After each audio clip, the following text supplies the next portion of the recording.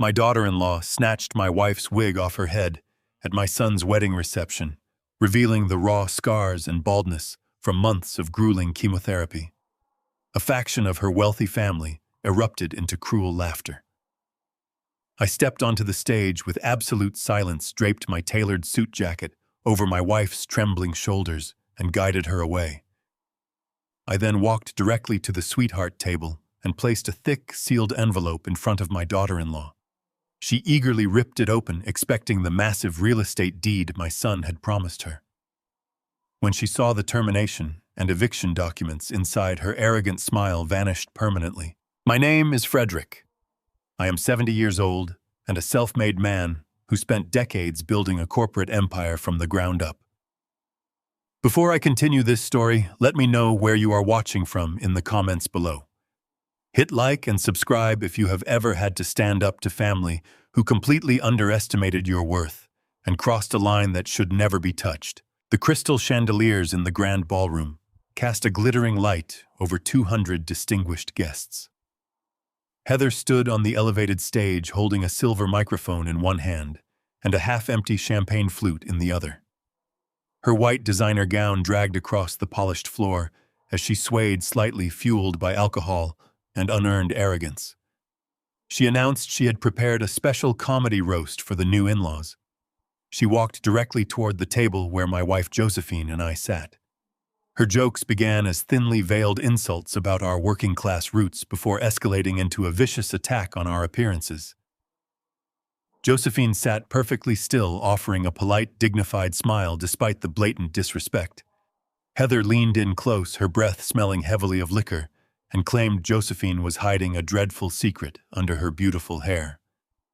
Without a single second of warning, Heather reached out and violently snatched the expensive lace-front wig right off my wife's head. The action was incredibly fast and brutally forceful. Josephine gasped instinctively, throwing her hands up to cover her bare scalp. The harsh ballroom lights illuminated her raw skin, the surgical scars, and the complete baldness resulting from aggressive medical treatments. A faction of Heather's wealthy family sitting near the front erupted into cruel, echoing laughter. They pointed their fingers and chuckled, as if my wife's visible agony was the punchline of a brilliant joke. The physical shock of the moment paralyzed the rest of the room. The music stopped abruptly. I watched the woman I loved more than life itself shrink into her chair, entirely exposed and publicly humiliated by the person who had just officially joined our family. My eyes immediately darted toward my son. Anthony stood just a few feet away near the extravagant wedding cake. He wore a custom tuxedo funded entirely by my corporate accounts. He saw his mother cowering in humiliation, her bare scalp exposed to a room full of mocking strangers. He did absolutely nothing. He stood by with a weak, embarrassed smile plastered across his face, shifting his weight from foot to foot. He offered no defense. He spoke no words of reprimand to his new wife. He simply looked at the floor, prioritizing Heather's cruel entertainment over his own mother's dignity. The silence in my heart crystallized into absolute fury as the context of the past 6 months flooded my mind. Josephine had been battling aggressive stage 3 cancer. She endured endless rounds of grueling chemotherapy, vomiting through the night, and fighting just to draw breath. We faced that terrifying ordeal largely alone. While I held Josephine's hand in sterile hospital rooms, Anthony focused entirely on tasting expensive wedding cakes, booking luxury venues, and securing VIP flights for his honeymoon. He had ignored our calls. He had dismissed her suffering as an inconvenience to his grand social calendar. He had not once asked about her survival rates or her pain levels. His only concern during her darkest hours was ensuring his access to my wealth remained uninterrupted. Seeing him now offering that cowardly smile while his wife desecrated the woman who had given him life severed the final thread of my paternal patience. The boy I raised with honor had vanished, replaced by an entitled stranger who lacked a spine. I stood up. I pushed my chair back, the wooden legs scraping sharply against the polished marble floor. I moved with cold, calculated precision, stripping away the role of the obliging father. I unbuttoned my tailored suit jacket, slipped it off my shoulders, and stepped firmly onto the elevated stage. The cruel laughter from Heather's relatives immediately died down, replaced by a tense, suffocating silence. I did not shout. I did not utter a single word of anger or defend my wife's condition. I ignored the gasps and the frantic whispers of the corporate guests watching my every move. I walked directly to Josephine. I wrapped my heavy jacket securely around her head and shoulders, shielding her scarred scalp from their invasive stares. I lifted her gently by her arm, restoring the dignity that had just been violently stripped away. She leaned into my chest, her body trembling uncontrollably against mine. I held her close, kissing the side of her head. I guided her down the stage stairs with slow, deliberate steps. The crowd parted instantly, giving us a wide berth as we moved toward the main exit. I refused to grant Heather the satisfaction of a screaming match or a public meltdown. My absolute silence was not a surrender. It was the calm, terrifying precursor to a complete and devastating adjustment. Before reaching the heavy oak doors of the ballroom, I stopped. I signaled for my private driver to escort Josephine safely to the car. I then turned and walked back across the room, heading directly for the lavish sweetheart table covered in white roses. Heather stood there, still clutching the wig, looking immensely proud of her performance. I reached into my inner breast pocket and pulled out a thick, sealed manila envelope. I dropped it onto the glass table directly in front of her. It landed with a heavy, definitive thud. Her arrogant smile returned instantly. She eagerly ripped the seal open, clearly expecting the massive real estate deed to the penthouse Anthony had promised her as a wedding gift. Instead, her eyes scanned the top page and the color completely drained from her face. She was reading a formal, legally binding notice of immediate eviction from the luxury property I owned. The second document detailed the immediate termination of Anthony's executive position at my firm. The third document confirmed a total freeze on all their joint credit lines and corporate accounts. I had severed their entire financial lifeline with 3 strokes of a pen. Heather dropped the papers onto the floor. Her mocking laughter transformed into a piercing, hysterical scream of realization that echoed through the silent ballroom. The empire they thought they owned had just been locked away forever. Heather's piercing scream shattered whatever remaining decorum existed in the ballroom. She slammed her manicured hands onto the sweetheart table, demanding an immediate explanation. Her face flushed with a volatile mixture of rage and sheer panic. She lunged forward, clutching the eviction notice as if she could tear the legal reality apart with her bare hands, demanding that I answer her right this instant. I did not give her the satisfaction of a public shouting match. A man who builds an empire from nothing does not negotiate with tantrums in a crowded room. I simply turned my back on her frantic, echoed demands.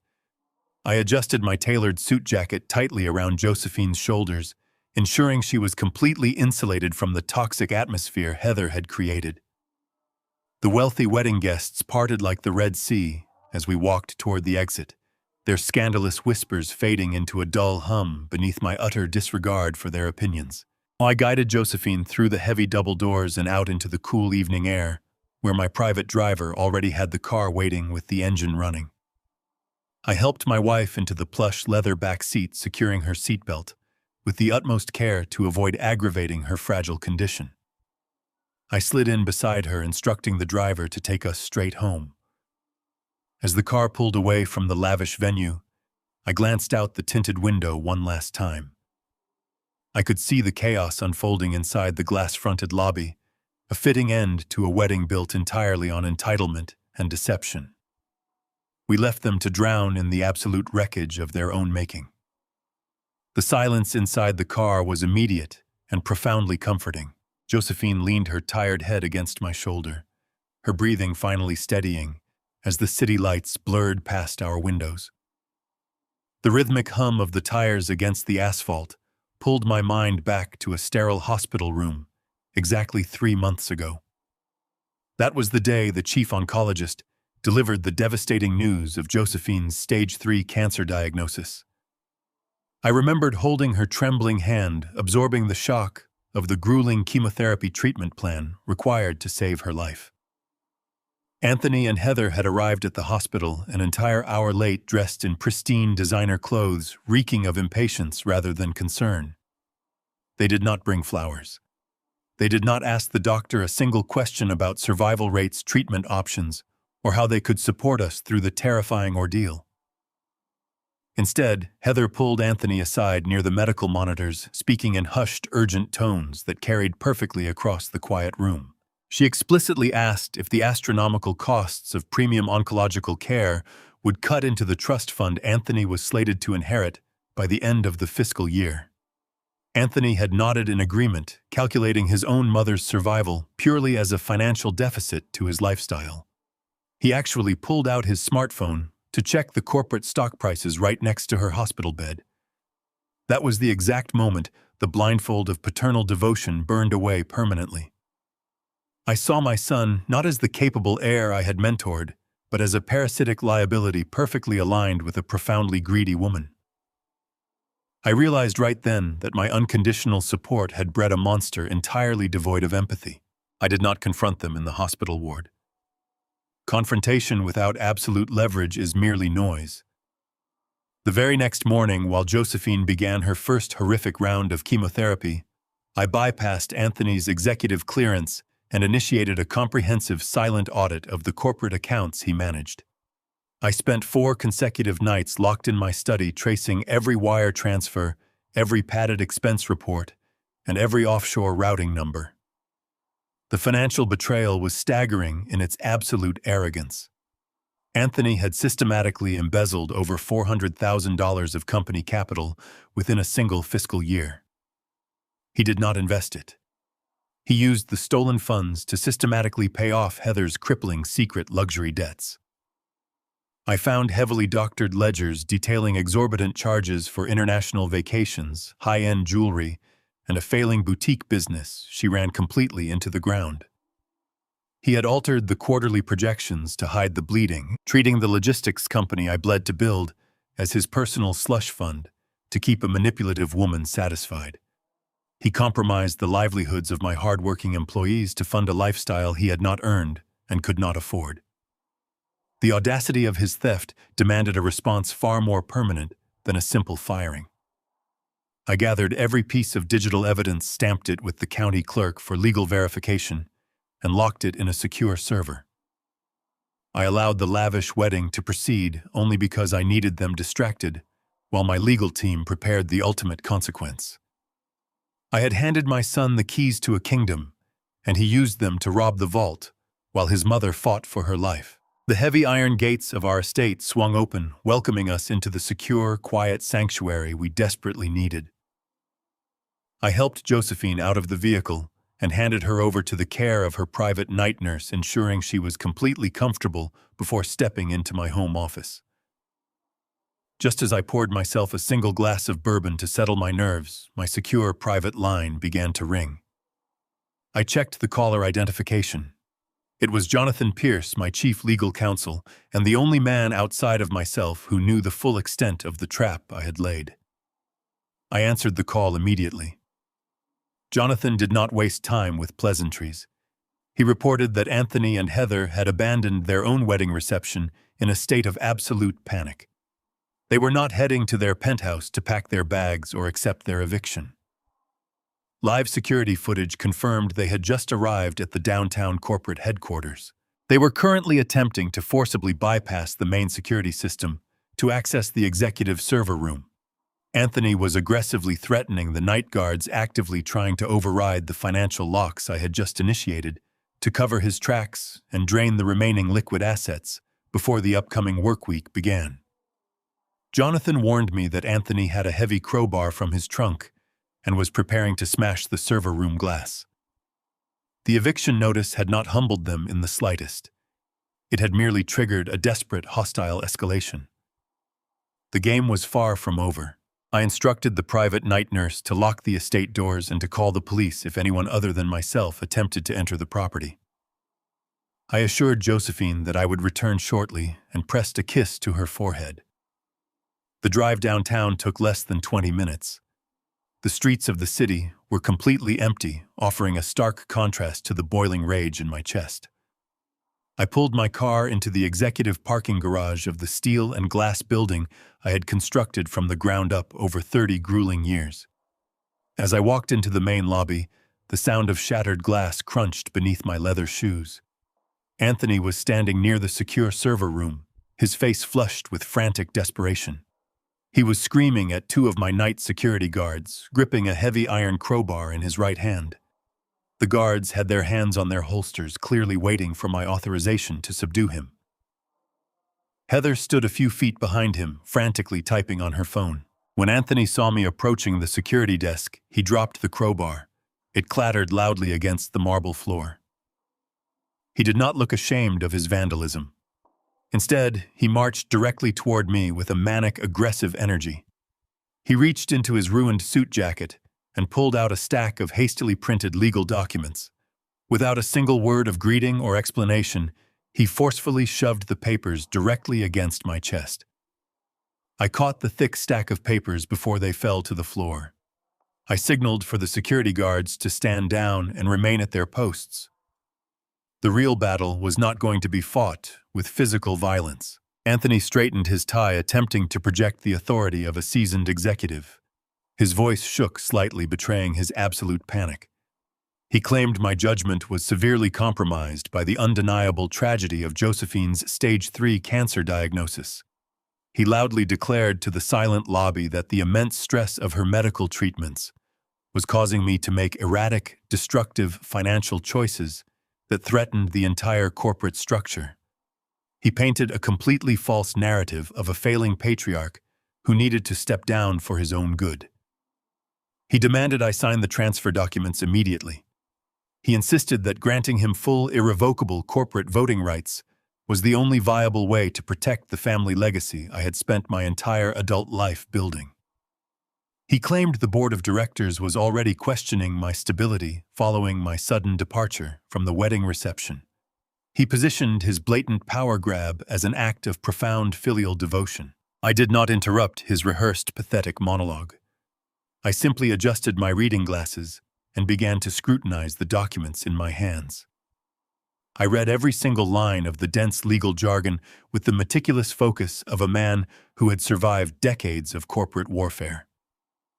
The papers were not standard transfer documents. I recognized the predatory formatting instantly.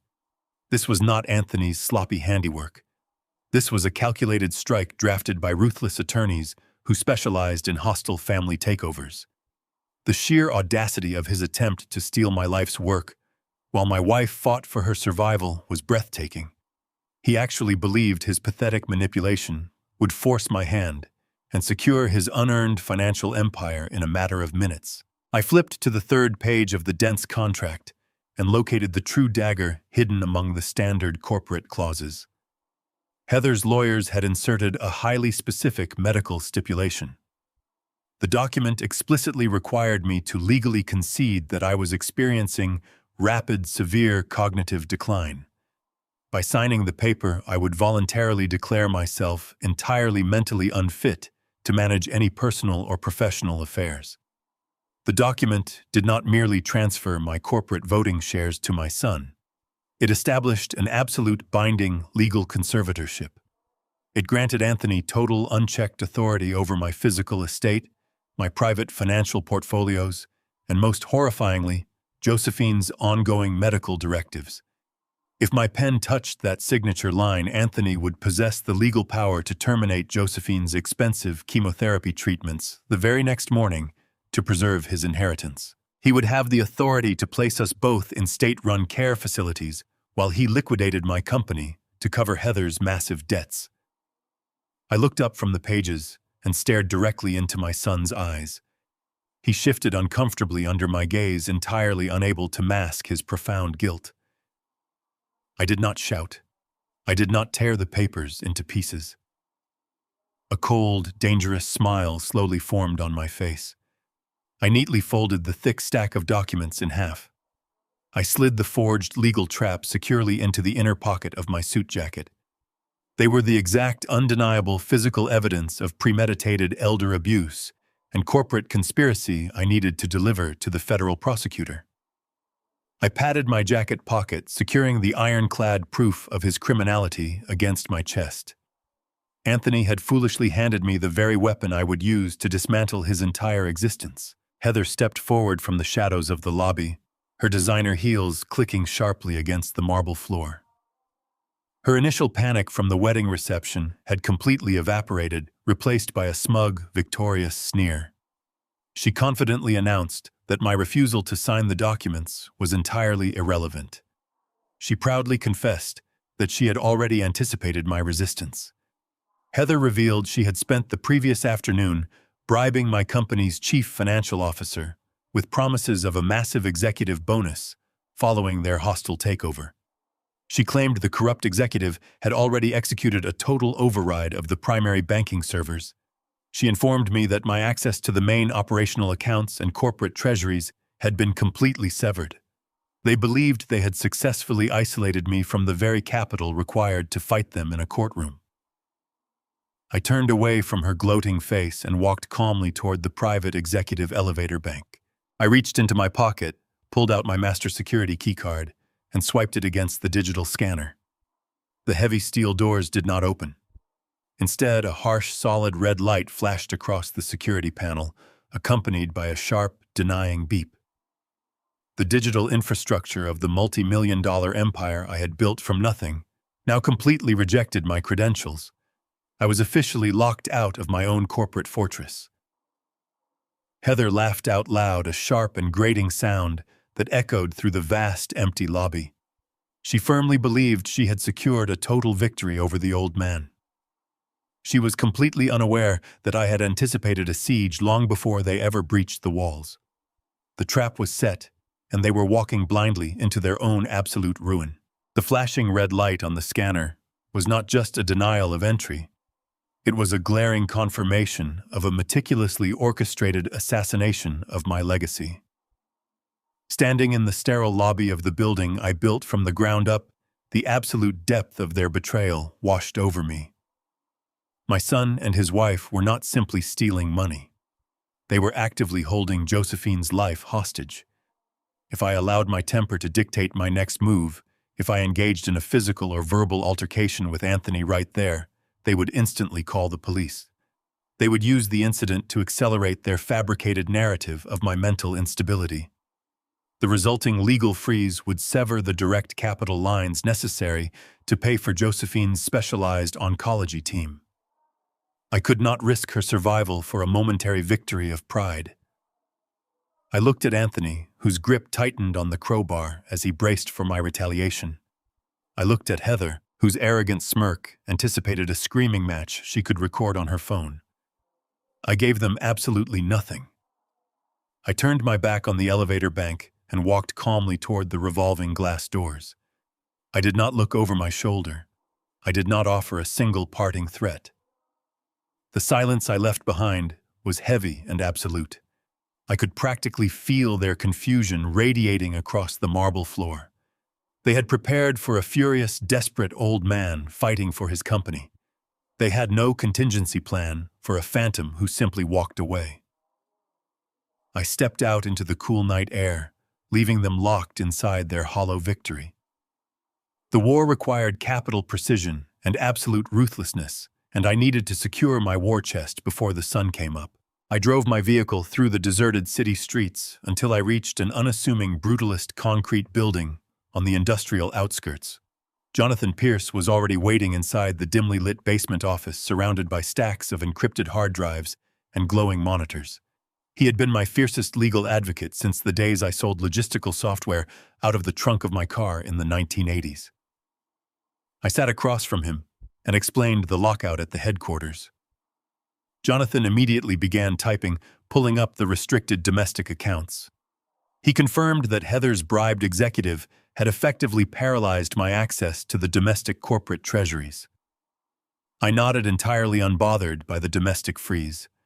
I instructed Jonathan to bypass the American banking networks completely.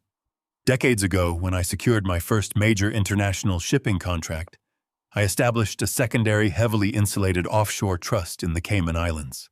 It was a financial ghost ship, completely detached from the corporate entity Anthony now thought he controlled.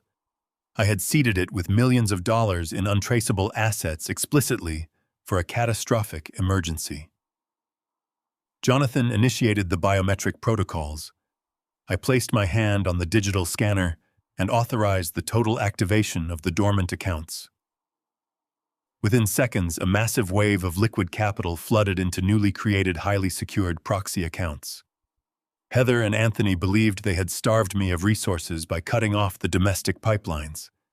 They were entirely oblivious to the vast, hidden ocean of wealth I had just weaponized against them.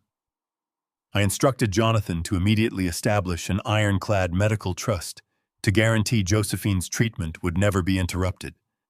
With her safety financially guaranteed, I turned my full attention toward completely dismantling my son's life. With unlimited, untraceable capital at my immediate disposal, I did not waste time with standard legal injunctions. I contacted a specialized firm of elite private investigators composed entirely of former federal intelligence operatives.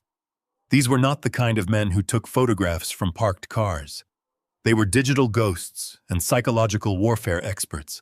I authorized a limitless budget from the offshore proxy accounts and gave them a singular, uncompromising directive. I wanted Anthony and Heather shadowed 24 hours a day. I demanded total surveillance of their physical movements, absolute interception of their digital communications, and comprehensive audits of their hidden offshore movements. By sunrise, the operation was fully integrated. The investigators planted microscopic tracking devices on their luxury vehicles. They cloned the digital footprint of Heather's phone, capturing every encrypted text message, every deleted email, and every frantic phone call she made. I sat in Jonathan's secure office watching the live data stream directly into the monitors. I listened to crystal-clear audio recordings of Anthony pacing his apartment nervously, asking Heather if they had pushed me too far. I listened to Heather coldly reassuring him that I was just a senile old fool who had finally given up. They went about their days spending the money they had embezzled dining at five-star restaurants and toasting to their newfound empire. They were completely unaware that every bite they took, every word they whispered, and every illegal maneuver they plotted was being meticulously cataloged in real time. I was building a comprehensive dossier of their criminality. I did not just want to beat them in a courtroom. I wanted to strip them of their freedom, their reputation, and every single cent they thought they had stolen from my family. Exactly 48 hours after I authorized the surveillance protocol, the lead investigator delivered the first encrypted package to my secure terminal. I opened the digital file and reviewed the contents with a cold, terrifying clarity. The investigators had tracked Heather to a private, highly secured conference room at a luxury hotel across town. She was not meeting with wedding planners or interior decorators. She was holding a clandestine meeting with the chief executive officer of a rival logistics firm, a predatory corporation I had spent 20 years keeping out of our territory. The audio transcript of their meeting revealed a betrayal so profound it defied logic. Heather had explicitly negotiated the hostile takeover of my entire company behind Anthony's back. I read the scanned copy of the illegal pre-agreement she had boldly signed. The document guaranteed the complete liquidation of my corporate assets, the exact moment Anthony successfully secured legal conservatorship over my estate. Heather was planning to sell the entire empire for pennies on the dollar walk away with a massive untraceable cash payout and leave Anthony holding the bag for the inevitable federal fallout. She was playing him for an absolute fool. My son believed he was securing a legacy, but his wife was actively digging his financial grave. I closed the file and leaned back in my chair. The competency hearing was rapidly approaching. Heather and Anthony thought they were preparing for a medical evaluation. They had absolutely no idea they were walking into a federal execution. I sat in the quiet solitude of my leather armchair, dissecting the investigators' digital files with absolute precision. The glowing screen of my advanced digital tablet clearly illuminated the undeniable proof of Heather's corporate treason. I was meticulously organizing the timestamps of her illegal meetings with my industry rivals when a sudden jarring crash echoed from the main foyer downstairs. The heavy thud of boots and the scraping of large objects against my imported hardwood floors shattered the sanctuary I had carefully maintained for Josephine's recovery. I locked my tablet, placed it securely inside my desk drawer, and walked out to the landing of the grand staircase. The scene unfolding below was a masterclass in sheer, unadulterated entitlement. Heather's arrogant parents were standing in the center of my home, treating the property like their newly conquered territory. Her father wore a smug expression, pointing a silver walking cane toward the east wing of the estate, while barking loud, obnoxious orders. Her mother was already busy running her hands over my expensive antique vases, loudly criticizing the decor.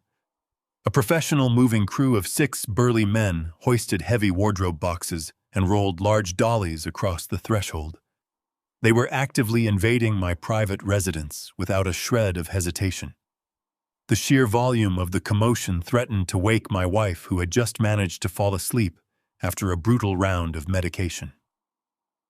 I descended the sweeping staircase with slow, deliberate steps, my face devoid of any emotion. I did not raise my voice or rush to block the door. I simply watched these greedy intruders parade their ignorance in broad daylight. Heather had clearly dispatched her parents to claim their spoils, entirely confident that my son had successfully executed his hostile takeover maneuver. Heather's father finally noticed my presence on the bottom step and offered a highly condescending smirk. He casually tapped his cane against the marble tiles and ordered me to immediately vacate the primary master suite. He proudly proclaimed that Anthony had legally gifted them the entire estate as a grand gesture of gratitude for the wedding. He spoke with the unearned confidence of a man who believed he had just won the lottery through his daughter's manipulative marriage. He instructed the moving crew to head directly upstairs to clear out our personal belongings. Before I could formulate a response to his staggering delusion, 2 of the movers aggressively pushed past me toward the east wing. They marched straight toward the designated medical suite where my wife was resting. Through the open doorway, I watched in absolute horror as one of the men casually reached for the heavy respiratory machines and intravenous stands keeping Josephine alive. They began unplugging the vital medical equipment to make room for their cheap imported furniture. The sheer disregard for human life in favor of material gain triggered a cold, paralyzing rage deep within my chest. These people were not just trespassing on my property. They were actively jeopardizing the fragile medical stability of a woman fighting a terminal illness. Anthony had essentially sent a ruthless demolition crew into his own mother's intensive care room. The absolute moral bankruptcy of my son and his new family was no longer a theoretical disappointment. It was a physical threat standing inside my home. I took one deep, steadying breath and stepped directly into the path of the encroaching movers. I locked my eyes on the foreman and prepared to introduce them to the harsh reality of their situation. I stood firmly in the open doorway of the quiet medical suite, projecting the terrifying authority of a man who had ruthlessly destroyed corporate giants for 30 years. I issued a single razor-sharp command for the movers to drop their equipment instantly. My voice did not echo, but the sheer gravity of my tone froze the 6 men exactly where they stood. They slowly backed away from Josephine's medical monitors, sensing the dangerous shift in the atmosphere. I turned my attention back to Heather's father, who was puffing out his chest in a pathetic display of borrowed dominance.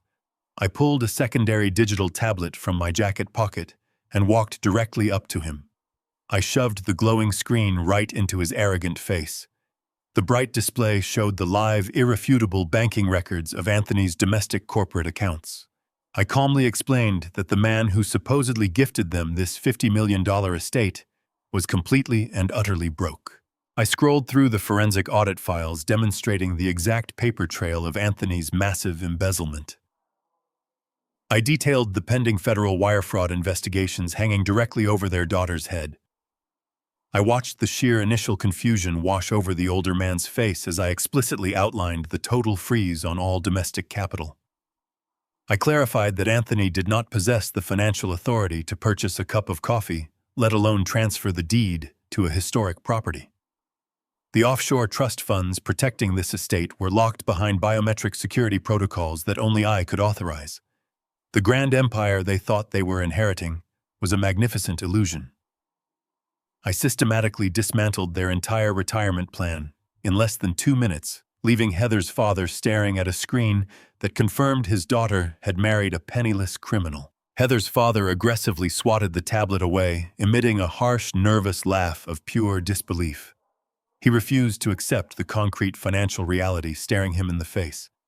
His mind desperately clung to the fantasy of unimaginable wealth. He reached into his tailored coat and aggressively yanked out a folded heavy stock document. He shoved the paper toward my chest, triumphantly, declaring it was the official notarized property deed, transferring the estate directly into his name. I glanced at the bottom of the page and immediately recognized the crude, digitally copied signature masquerading as my own handwriting. Anthony and Heather had brazenly forged a federal property document to trick these greedy fools into invading my home. Heather's father sneered, claiming the paper was absolute legal proof of his ownership. He raised his chin, adopting a tone of supreme authority, and threatened to call the local police to have me forcefully removed from the premises for trespassing. He genuinely believed his counterfeit paper shielded him from consequences. I did not flinch or attempt to snatch the forgery from his trembling hands. A slow, chilling smile spread across my face as I reached into my own pocket. I slowly pulled out my cellular phone, holding his gaze with absolute, unblinking intensity. I told him he did not need to trouble himself with the local authorities because I was already taking care of the logistics. I dialed the emergency dispatcher directly in front of him. I calmly requested an immediate armed police response to my address to handle an active home invasion and the possession of heavily forged real estate documents. The wail of approaching sirens pierced the quiet evening air, culminating in the sharp screech of tires as 2 local patrol cruisers abruptly parked on my circular cobblestone driveway. 4 uniformed officers stepped out of their vehicles and swiftly approached the grand entrance of the magnificent estate. Heather's father did not wait for them to ask any formal questions. He immediately marched out onto the front portico, puffing out his chest and waving the fraudulent piece of paper in the air with supreme, unearned confidence. He loudly intercepted the lead officer, aggressively pointing his silver walking cane back at me where I stood calmly in the open doorway. He declared with absolute conviction that he was the rightful owner of the property, and that I was nothing more than a confused, hostile trespasser refusing to vacate the premises. He explicitly demanded that the police escort me off the estate immediately, claiming my ongoing presence was causing severe distress to his privately hired moving crew. He handed the folded document over to the officers, flashing a triumphant, arrogant sneer directly in my specific direction. He firmly believed that his cheap theatrical performance and the counterfeit signature would completely bypass any standard law enforcement protocols. The lead officer took the paper, his expression remaining entirely neutral as he carefully reviewed the crude forgery. Heather's mother stepped up beside her husband, crossing her arms and loudly complaining about the sheer inconvenience of dealing with stubborn, senile relatives. The moving crew had completely paused their invasive activities, simply standing awkwardly in the grand foyer, waiting to see who actually possessed the true legal authority to command them. I remained perfectly still, watching the highly arrogant older man actively dig his own unescapable legal grave in front of 4 heavily armed law enforcement officers. I stepped out onto the brightly lit portico and directly approached the lead officer. I did not raise my voice or display any signs of the mental confusion the intruders had maliciously reported. Instead, I reached into the interior pocket of my suit jacket and calmly retrieved the authentic, heavily watermarked property deed for the estate. I handed the pristine document to the officer, politely requesting that he compare the official state seals and the notarized signatures against the pathetic counterfeit Heather's father had proudly submitted. The officer held both documents side by side under the glow of his tactical flashlight. The stark discrepancies became immediately apparent to everyone present. To ensure there was absolutely no room for any further legal ambiguity, I pulled out my digital tablet and accessed the secure government portal. I provided irrefutable digital proof directly from the county clerk database displaying the active, time-stamped chain of title that proved I was the sole uncontested owner of the property. I calmly explained to the bewildered police officers that my estranged son and his new wife had orchestrated a highly elaborate scam to steal my assets. I detailed how they had deliberately provided her parents with a crude, unauthorized forgery in a desperate attempt to illegally seize my home while my wife was inside battling terminal cancer. The neutral expressions of the officers hardened into cold, professional glares, directed entirely at the arrogant man standing before them. Heather's father lost all of his previous bluster.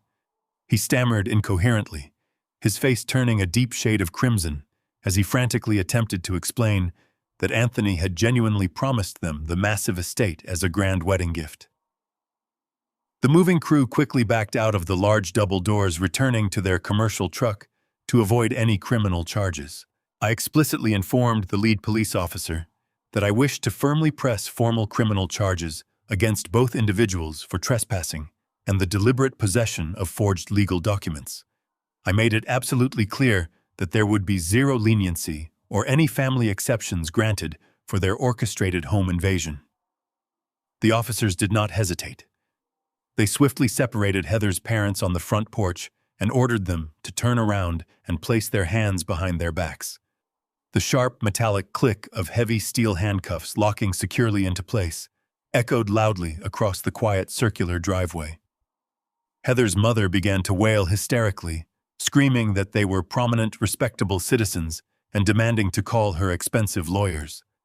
The officers completely ignored her frantic, entitled shrieking. They read them their Miranda rights in a firm, unrelenting monotone, stripping away every ounce of their manufactured dignity in a matter of seconds. Heather's father silently lowered his head, his face burning with an intense, inescapable shame, as the brutal reality of a severe felony arrest finally crashed down upon him. I stood tall and unmoving on the top step of the portico, watching with cold satisfaction as the officers physically escorted the two fiercely struggling trespassers down the cobblestone driveway. They forcefully guided them toward the parked patrol cruisers, pressing their heads down to shove them into the cramped back seats. Several of my wealthy neighbors had stepped out onto their adjacent properties, openly watching the highly humiliating spectacle unfold under the glaring blue and red emergency police lights. Heather's parents were completely ruined, their carefully cultivated social reputation permanently destroyed in front of the entire exclusive community. I offered them no sympathy.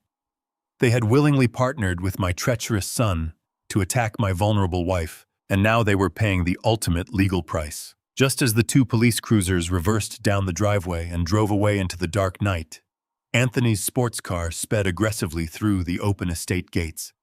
He slammed on the brakes, leaving dark skid marks across the cobblestones, and completely leaped out of the driver's seat. He had clearly watched his wife's parents being arrested from the end of the road. Instead of showing any remorse or apologizing for unleashing those greedy intruders upon our private home, Anthony marched toward me with absolute blind fury. He completely ignored the reality of his own massive embezzlement and the forged legal documents. He pointed a shaking finger at my chest and aggressively blamed me for permanently ruining his brand-new marriage. He loudly shouted that my stubborn refusal to instantly surrender my company and my assets was actively destroying his entire promising future. I did not engage with his pathetic, desperate screaming. I simply stood on the porch, silently waiting for him to finish his juvenile tantrum. Anthony realized his shouting was entirely ineffective against my absolute silence. He reached inside his jacket and pulled out a thick manila folder. He slapped the heavy document directly against my chest with a vicious, triumphant sneer. He proudly announced that he had successfully utilized his remaining corporate leverage to file a formal legal motion for an emergency competency hearing against me. He aggressively declared that a judge would permanently strip me of my wealth and my freedom in the federal court the very next morning without any delay. He turned his back, jumped back into his vehicle, and swiftly drove away, foolishly, believing that he had finally cornered me completely. The sterile fluorescent lighting of the federal family courtroom cast a harsh glare over the polished mahogany benches. I sat completely still beside Jonathan Pierce at the respondent's table, wearing the same tailored charcoal suit I had worn to build my company. Across the aisle, Anthony sat rigidly next to a team of 4 highly compensated corporate litigators. He refused to make eye contact with me. Heather sat in the gallery right directly behind him, maintaining a mask of profound, manufactured grief. Anthony's lead attorney stood before the presiding judge and immediately launched into a meticulously rehearsed narrative of tragedy. He painted a devastating, completely fictional picture of a once great titan of industry who had tragically lost his grip on reality. To support this absurd fairy tale, the attorney called a parade of carefully selected, highly compensated false witnesses to the stand. First came a former groundskeeper from my estate, a man I had fired 2 years ago for stealing equipment. He shamelessly testified under oath that I frequently wandered the property at night, shouting at invisible enemies. Next came a junior executive from my firm, clearly promised a massive promotion by Anthony. She falsely claimed I had been confusing basic logistical contracts and screaming at department heads during routine meetings. I listened to their perjury without reacting. I did not shake my head. I did not interrupt. A man who controls the board does not panic when the pawns make a move. Jonathan sat beside me quietly, taking meticulous notes on a legal pad. We allowed them to build their towering house of cards, patiently waiting for the precise moment to ignite the match. The judge leaned forward, clearly captivated by the theatrical display of my supposed rapid cognitive deterioration. The dramatic climax of their fabricated presentation was the introduction of their star medical witness. A man introduced as Dr. Harrison Vance took the stand, adjusting his silk tie with the arrogance of a man accustomed to unquestioned authority. He presented himself as a leading independent psychiatric specialist. Under the gentle guiding questions of Anthony's lawyer, Vance testified that he had thoroughly reviewed my supposed behavioral patterns and medical history. He looked directly at the judge with an expression of deep clinical sorrow. He explicitly stated that my mind was rapidly and irreversibly failing due to severe aggressive dementia. He claimed my sudden decision to lock Anthony out of the corporate accounts was not a business maneuver, but a dangerous manifestation of extreme paranoia. The true poison of his testimony, however, was reserved for his assessment of my home life. Vance leaned into the microphone and gravely testified that my deteriorating mental state posed an immediate physical danger to Josephine's well-being. He explicitly stated that I was entirely incapable of managing her complex oncology protocols or administering her daily medications. He urged the court to grant Anthony total conservatorship immediately to prevent a catastrophic medical failure that could cost my wife her life. I watched Anthony dab his dry eyes with a monogrammed handkerchief. He was actively attempting to weaponize his mother's terminal cancer to steal my bank accounts. He believed this bribed doctor was the ultimate checkmate. I felt the cold, familiar rush of absolute clarity that always preceded a corporate execution. Vance confidently submitted a thick stack of psychological evaluations to the court clerk, officially cementing his perjury into the public record. He stepped down from the witness stand, offering Anthony a subtle, victorious nod as he returned to his seat. Jonathan stood up and formally called me to the witness stand. I walked past my son and his legal team, projecting the absolute terrifying confidence of a man entirely in control of his faculties. I placed my hand on the Bible, swore the oath, and sat down.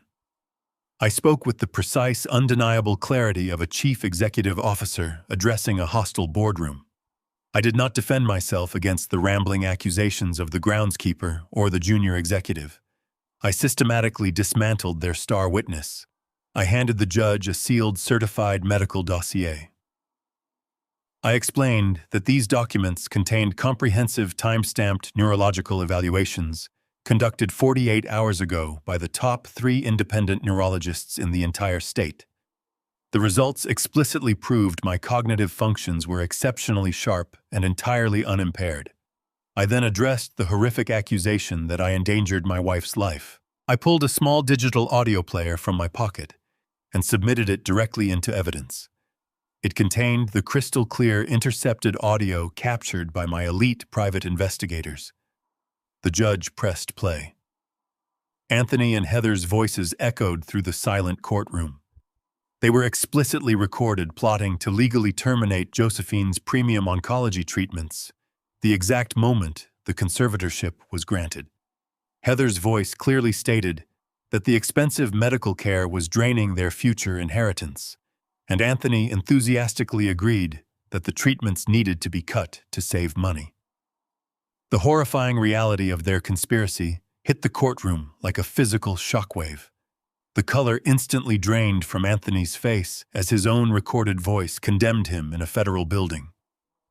I looked directly at my son, witnessing the exact moment his entire fraudulent empire shattered into a million irreparable pieces.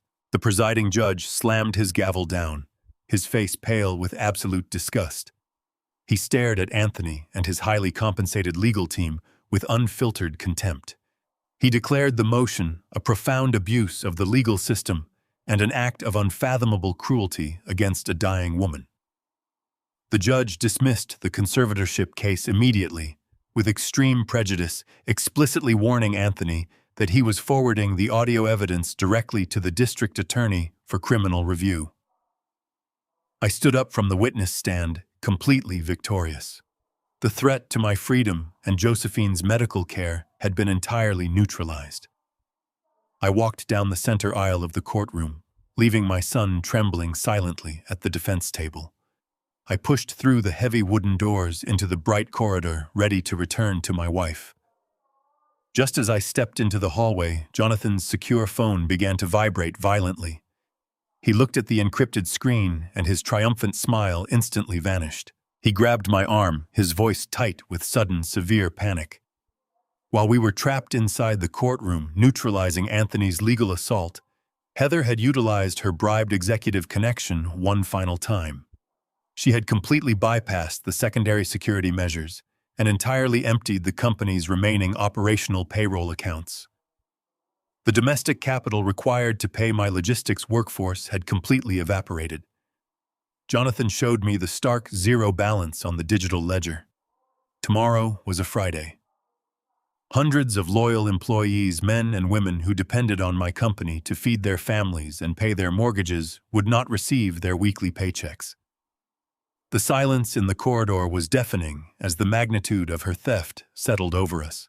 Jonathan stood in the sterile courthouse hallway, showing me the glowing screen of his secure phone.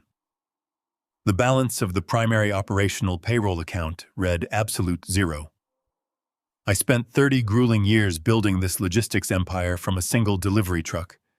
I know the names of my drivers, the warehouse managers, and the night dispatchers. Hundreds of hard-working families rely exclusively on my company to survive. If paychecks bounce on a Friday morning, mortgages go unpaid, groceries are put back on the shelves, and the unbreakable trust I forged with my workforce shatters permanently. Heather chose this specific financial artery deliberately. She knows I value corporate loyalty and the welfare of my employees above all else. This is not simply a financial theft.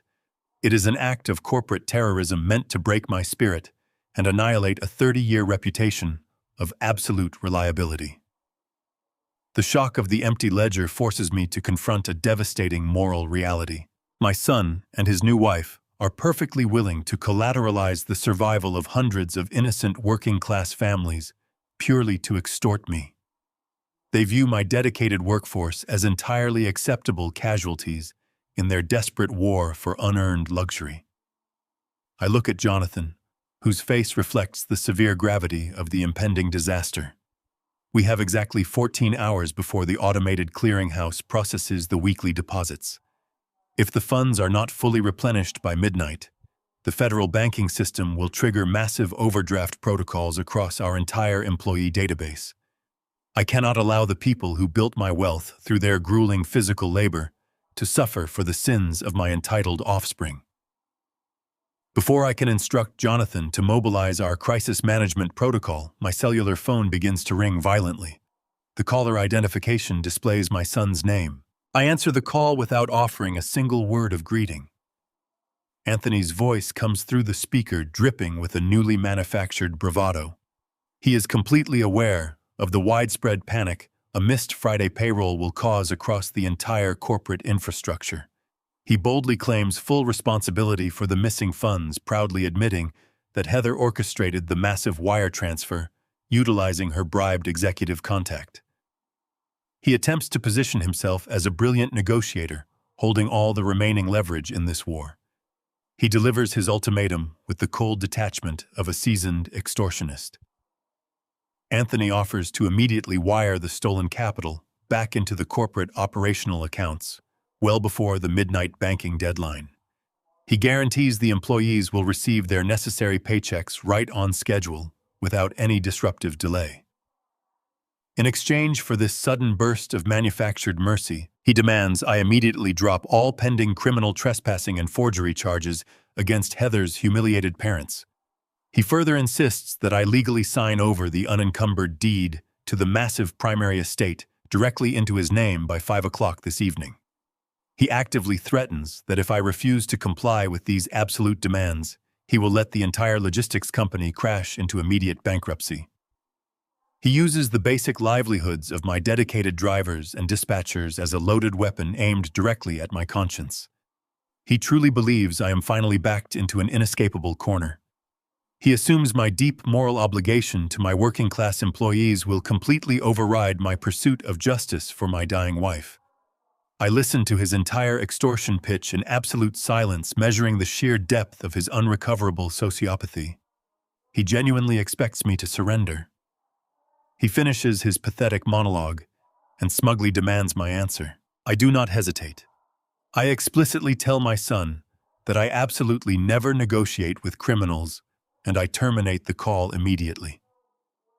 I turn back to Jonathan and issue a series of rapid, uncompromising directives. I completely refuse to bow to Anthony's pathetic blackmail attempt. We walk briskly to my waiting vehicle, instantly transforming the plush back seat into a mobile command center. I instruct Jonathan to log directly into my heavily encrypted offshore trust using my biometric clearance. I authorize a massive immediate transfer of my private untraceable liquid capital directly into the company's automated payroll distribution system. I personally fund the entire weekly payroll out of my own pocket, completely bypassing the frozen domestic accounts Heather thought she controlled. I ensure that the electronic clearinghouse receives the required capital hours ahead of the final midnight deadline. Not a single driver, warehouse operator, or night dispatcher will suffer a delayed paycheck or experience a single moment of financial anxiety.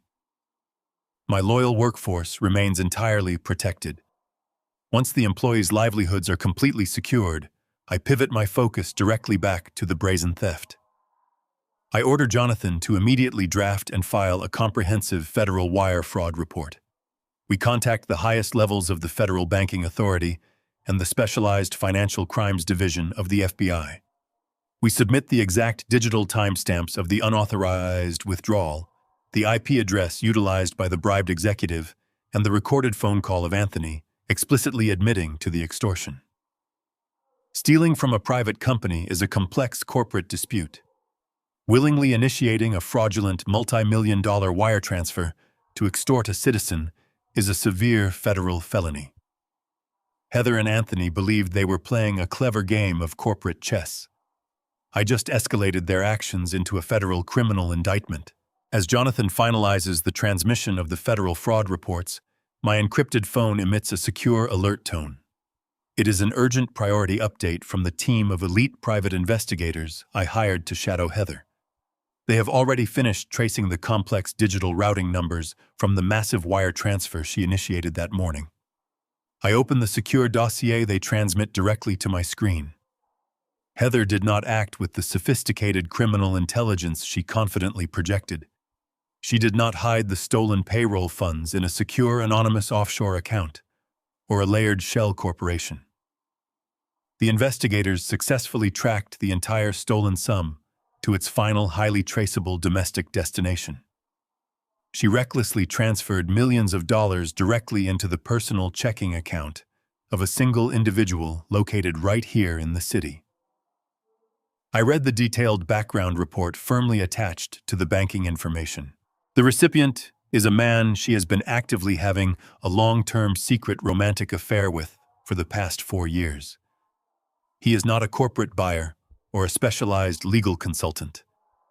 He is a known career con artist she has been financially supporting behind Anthony's back since long before their lavish wedding.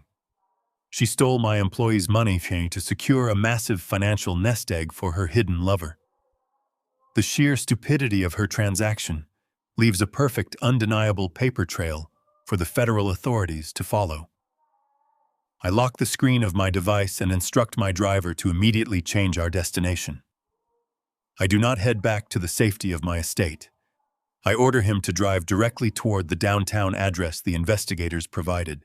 My driver navigated the heavy armored sedan through the slick, rain-washed streets of the financial district, pulling to a smooth, silent halt in front of an exclusive, dimly lit lounge. I instructed Jonathan to remain in the vehicle and monitor the incoming federal confirmation protocols regarding the corporate accounts. I stepped out into the cool night air, handed my umbrella to the doorman, and bypassed the host stand entirely. I walked through the crowded, noisy establishment with the predatory, unwavering focus of a man walking into a hostile corporate boardroom. The elite private investigators had provided a live tracking ping and a high-resolution photograph of the target just minutes prior. I spotted him immediately. He was seated in a plush velvet corner booth at the far end of the room, sipping an expensive glass of scotch and aggressively typing on a premium smartphone. He exuded the cheap, manufactured arrogance of a man who believed he had just successfully pulled off the ultimate heist and secured his financial future. He was entirely oblivious to the absolute catastrophe walking directly toward his table. I did not announce my presence or politely wait for an invitation. I simply slid into the heavy curved booth, pressing my shoulder firmly against the edge of the table and effectively boxing him into the corner. His physical escape route was completely eliminated before he even registered my face. He looked up from his screen, initially annoyed by the sudden intrusion, fully prepared to dismiss me as a confused older patron who had lost his way. I watched the exact second his arrogant sneer completely evaporated, replaced by a sudden, sharp flash of genuine, paralyzing panic. He recognized me instantly from the extensive corporate dossiers and society photographs Heather had undoubtedly supplied him over the years. I folded my hands perfectly on top of the polished mahogany table and stared directly into his terrified eyes. I did not raise my voice above the low ambient music of the upscale lounge, but the sheer gravity of my tone commanded his absolute, undivided attention. I calmly introduced myself and immediately stripped away the sophisticated, wealthy persona he utilized to trap naive women and steal their assets. I explicitly laid out his extensive, highly documented criminal history without missing a single detail. I recited the names of his previous victims, the exact dollar amounts of his past fraudulent settlements, and the specific embezzlement charges he had narrowly escaped in 3 different states over the last decade. I explained that I knew he was a career con artist who had been actively manipulating my daughter-in-law for years to systematically drain my son's remaining resources. I detailed exactly how he had orchestrated the massive wire transfer of my corporate payroll that very morning, using Heather as his disposable, foolish pawn. The man realized his carefully constructed illusion had been entirely obliterated by a man he mistakenly thought was senile.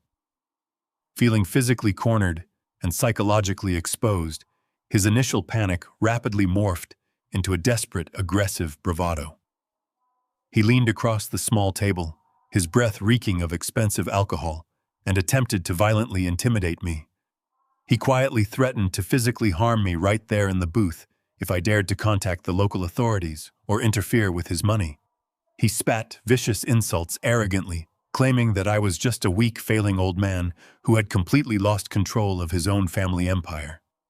He explicitly stated that the stolen payroll money was already untraceable and that I had absolutely no leverage to stop him from disappearing before sunrise. He puffed out his chest foolishly, believing that brute intimidation would force a man who built a global logistics company from the ground up to retreat in fear. I did not flinch, blink, or break eye contact as he delivered his pathetic, hollow threats of physical violence. I simply allowed his desperate arrogance to hang in the air until the heavy silence became entirely suffocating. I leaned slightly forward and presented him with a stark, uncompromising reality that instantly shattered his false confidence. I calmly informed him that my legal team had already filed a comprehensive federal wire fraud report hours ago. I explicitly clarified that the Specialized Financial Crimes Division of the Federal Bureau of Investigation was currently tracking the exact digital routing numbers attached to his personal checking account.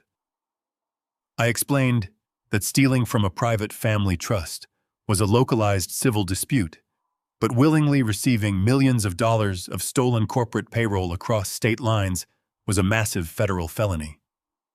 He was no longer dealing with a bitter father-in-law seeking an apology. He was dealing with a federal indictment that carried a mandatory minimum sentence of 20 years in a high-security federal penitentiary. I watched the remaining blood completely drain from his face as the crushing weight of federal prosecution destroyed his pathetic bravado.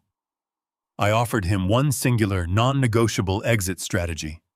I demanded the immediate total reversal of the wire transfer directly back into my secure corporate holding accounts. Furthermore, I demanded the physical surrender of his mobile device and the complete unedited communication logs between him and Heather. I explicitly stated that if he fully cooperated and provided the digital proof of the conspiracy within the next 5 minutes, I would focus the entirety of the federal investigation exclusively on my son and his treacherous wife. If he refused, I promised to ensure he faced the absolute maximum federal sentence entirely alone. The coward folded instantly, his tough facade completely collapsing under the terrifying threat of spending decades in a federal prison. His hands shook violently as he unlocked his phone and desperately initiated the total reversal of the stolen payroll funds directly back to my corporate ledger. He frantically logged into his encrypted cloud storage and downloaded a massive data file containing years of text messages, audio clips, and detailed emails. He copied the entire digital archive onto a portable hard drive he kept in his jacket pocket and practically shoved it into my hands. He begged me to leave him out of the federal indictment, entirely willing to sacrifice Heather to save his own freedom. I took the drive without offering a single word of reassurance, slid out of the booth, and walked out of the bar, leaving him suffocating in his own panic. I returned to the heavy armored sedan where Jonathan was waiting. I immediately plugged the drive into my secure tablet and began scanning the archived communication logs. The digital evidence revealed a truth far more sickening than simple corporate theft. Heather and this con artist had meticulously orchestrated her introduction, courtship, and marriage to my son from the very beginning. But the ultimate soul-crushing betrayal was buried deep within the recent message logs. Anthony was not a blind victim of his wife's manipulation. He had discovered the ongoing affair 6 months ago. Instead of filing for divorce, my son had actively accepted the humiliating arrangement. He explicitly agreed to ignore her continuous infidelity because Heather practically guaranteed him a massive, untraceable cash payout the exact moment they successfully executed my total financial ruin and ended Josephine's life. I selected a highly discreet, neutral conference room situated on the top floor of an independent financial institution downtown. It was a sterile, glass-walled environment, completely disconnected from my corporate headquarters or my private estate. The heavy oak door swung open precisely at 2 o'clock in the afternoon. Anthony strolled into the room with an insufferable, unearned swagger. He wore a sharply tailored navy suit, adjusting his cuffs with the deliberate, exaggerated slowness of a man who believed he held every conceivable advantage. He took a seat directly across the long mahogany table, flashing a sickeningly smug smile that barely concealed his underlying greed. He completely misread the situation. He assumed my urgent summons was a massive white flag of surrender. In his deeply flawed calculation, the severe threat to the company payroll had finally broken my resolve. He leaned back in the ergonomic leather chair, casually crossing his legs and steepling his fingers. He opened the conversation by prematurely gloating about the massive financial leverage he thought he commanded. He confidently suggested we skip the standard corporate pleasantries and move directly to the financial settlement. He demanded to know exactly how many millions I was prepared to transfer to his domestic accounts in exchange for releasing the stolen payroll funds and immediately dropping his aggressive conservatorship campaign. He painted himself as a brilliant corporate strategist who had successfully cornered a titan of industry. He was entirely oblivious to the fact that the entire payroll crisis had already been completely neutralized hours ago. He was acting out a victorious fantasy, completely unaware that he had just willingly walked into a meticulously prepared legal and personal slaughterhouse. I did not utter a single syllable in response to his pathetic, arrogant monologue. I maintained absolute terrifying eye contact as I slowly reached into my leather briefcase. I placed the silver portable hard drive onto the polished mahogany surface, pushing it precisely into the center of the table. Next, I laid out the heavily redacted official copies of the federal wire fraud reports I had personally filed with the Financial Crimes Division. I followed this by fanning out a thick stack of high-resolution printed text messages, placing them directly under his line of sight. The vivid, undeniable transcripts detailed every sickening aspect of Heather's long-term affair with a career con artist. More importantly, I highlighted the specific time-stamped exchanges, proving that Anthony had explicitly discovered the infidelity over 6 months ago. The messages clearly outlined his active, conscious decision to tolerate his wife's abhorrent betrayals in exchange for her guaranteed promise of a massive, untraceable cash payout upon my orchestrated demise. I finally broke the silence, my voice dropping to a freezing, razor-sharp whisper. I confronted him not just on his massive corporate theft, but on the absolute moral bankruptcy of his existence. I detailed his sickening willingness to trade his own mother's life and his father's legacy for the illusion of unearned wealth and a marriage built entirely on extortion. I watched his eyes dart frantically across the printed pages, desperately searching for a plausible lie or a convenient escape route. The undeniable reality of his own digital footprint stared back at him. I calmly informed him that his entire operation was fundamentally compromised. His primary conspirators had folded instantly, and his pathetic fantasy of outsmarting me had officially come to a catastrophic end. The manufactured arrogance drained from Anthony's face with terrifying speed, leaving behind the hollow, frightened expression of a cornered child. His rigid posture completely collapsed. He slumped forward in the expensive leather chair, burying his face in his trembling hands. The staggering weight of the exposed truth finally crushed his delusional reality. When he looked up, his eyes were bloodshot and brimming with panicked, desperate tears. The polished corporate predator vanished, replaced by a broken, deeply insecure man. He began to confess with a frantic, breathless urgency, entirely abandoning his previous extortion attempts. He openly admitted to a profound, consuming jealousy that had poisoned him for decades. He confessed how deeply he resented my self-made success, harboring a toxic bitterness about living constantly in the massive shadow of my vast corporate empire. He tearfully explained his absolute desperation to prove his own worth, to demonstrate that he possessed the ruthless business acumen necessary to conquer a titan. He admitted that this blinding insecurity made him the perfect willing target for Heather's relentless manipulation. He sobbed uncontrollably, acknowledging that his pathetic desire to validate his own ego drove him to align with a woman who openly despised him. He confessed to knowingly sacrificing his own dignity, actively ignoring her blatant infidelity simply because she promised him the ultimate victory over my legacy. He wept openly, acknowledging the horrifying reality that he had actively participated in a conspiracy designed to legally torture and destroy his own parents, just to temporarily satisfy his bruised ego.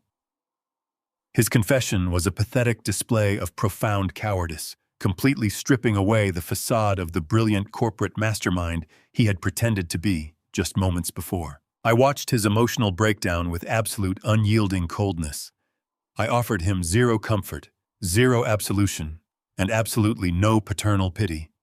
He had willingly crossed a line of betrayal that permanently severed any remaining familial bond. I reached back into my briefcase and retrieved a thick, legally binding document drafted by Jonathan Pierce just hours prior. I slid the heavy paper across the mahogany table along with a heavy silver pen. I explicitly demanded that Anthony immediately sign a full, irrevocable confession to the multi-million-dollar corporate embezzlement and his active participation in the subsequent wire fraud conspiracy. I clearly stated that his signature was the absolute bare minimum requirement for me to even consider shielding him from the impending federal indictments that were about to completely destroy his accomplices. Anthony stared at the document with wet, terrified eyes. He possessed no remaining leverage and absolutely no alternative options. He realized his complete subjugation was entirely unavoidable. His trembling fingers grasped the silver pen, and he quickly scratched his signature across the bottom line legally, surrendering his entire future into my hands. The exact second the pen lifted from the paper, a loud, chaotic commotion erupted from the outer reception area. The heavy oak door of the private conference room flew open with tremendous violent force, bouncing aggressively against the adjacent glass wall. Heather burst into the room, her expensive designer clothing visibly disheveled, and her face contorted in a mask of absolute unhinged panic. Her eyes frantically darted between Anthony's tear-stained face and the signed confession resting firmly under my hand. Heather stood frozen just inside the threshold of the conference room, her chest heaving as she struggled to pull oxygen into her lungs. The immaculate, perfectly styled facade she had meticulously crafted over the past 4 years had completely evaporated. Her expensive silk blouse was wrinkled, her pristine hair was in wild disarray, and her eyes burned with the frantic, cornered energy of a predator, realizing it had finally walked into a trap. She looked at the silver hard drive resting precisely in the center of the mahogany table, recognizing it instantly as the digital vault her cowardly lover had sworn to protect with his life. The absolute reality of his betrayal crashed down upon her in real time. She processed the catastrophic truth that the man she had stolen millions to finance had sold her out to secure his own federal immunity. Her wild gaze snapped from the metallic drive directly to Anthony, who was still slumped pathetically in his leather chair, with fresh tears streaming down his face. She looked at the heavy legal document positioned firmly under my hand, immediately registering the unmistakable ink of my son's signature at the bottom of the page. Heather grasped the totality of her failure. Her highly calculated extortion plot, her hostile corporate takeover, and her grand illusion of inheriting my entire estate had all been systematically dismantled and crushed into dust. The undeniable proof of her federal wire fraud, her long-term infidelity, and her explicit conspiracy to commit medical sabotage lay completely exposed in a sterile downtown building. She opened her mouth to speak, but no words materialized, leaving only the ragged sound of her panic echoing off the soundproof glass walls. The sheer magnitude of her impending federal indictment instantly mutated Heather's panic into a vicious, unhinged aggression. She marched forward, slamming her hands down onto the polished wood, and explicitly demanded that I slide the silver hard drive and the signed confession across the table immediately. She screamed that I had no legal right to possess her private communications, completely ignoring the fact that those communications detailed the theft of my corporate payroll. Anthony practically folded himself into a fetal position, shrinking away from his wife's explosive rage and pressing his back firmly against the ergonomic chair. My son proved his absolute cowardice once again, completely unwilling to intervene or protect the legacy he had just legally surrendered. He simply covered his face, entirely useless in the face of actual conflict. I remained perfectly seated, ignoring her frantic demands and observing her meltdown with clinical detachment. Heather realized her aggressive shouting held absolutely zero leverage over a man who had already secured total victory.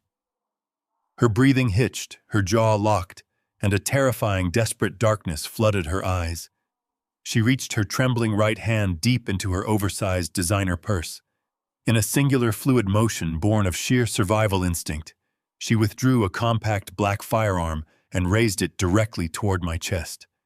Her hands shook violently as she gripped the weapon, her finger resting precariously close to the trigger. She leveled the barrel at my heart, explicitly threatening to end my life, right there in the conference room, if I did not immediately surrender the digital evidence of her crimes.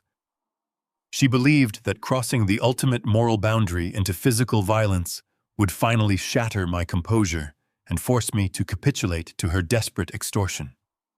She stood there completely willing to commit murder to preserve her stolen wealth. I did not flinch, gasp, or instinctively raise my hands in surrender. I maintained absolute, unwavering eye contact with the desperate woman holding a loaded weapon inches from my chest. I did not shift my posture in the leather chair or offer a single gesture of submission. I calmly explained to her that bringing a firearm into a high-security financial institution to threaten a chief executive officer was the final, fatal miscalculation of her fraudulent life.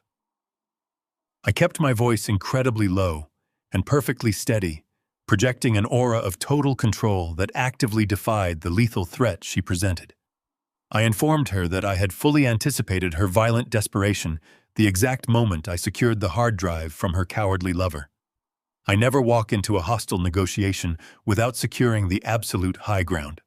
I instructed her to look past my shoulder and gaze at the tinted soundproof glass wall, separating our conference room from the outer executive corridor. I explicitly revealed that my private, highly trained security detail, comprised entirely of armed former federal intelligence operatives, had been meticulously tracking her movements since she sped away from the estate. They were currently stationed directly outside the room, monitoring her every single breath through the reflective glass. I calmly stated that she had not ambushed me in a vulnerable moment, but had instead walked completely blind into an active, heavily armed security perimeter. I warned her that any sudden movement or twitch of her finger would instantly result in a lethal response from men who did not hesitate. I watched the horrible realization of her profound vulnerability wash over her face as my words systematically stripped away her final illusion of power.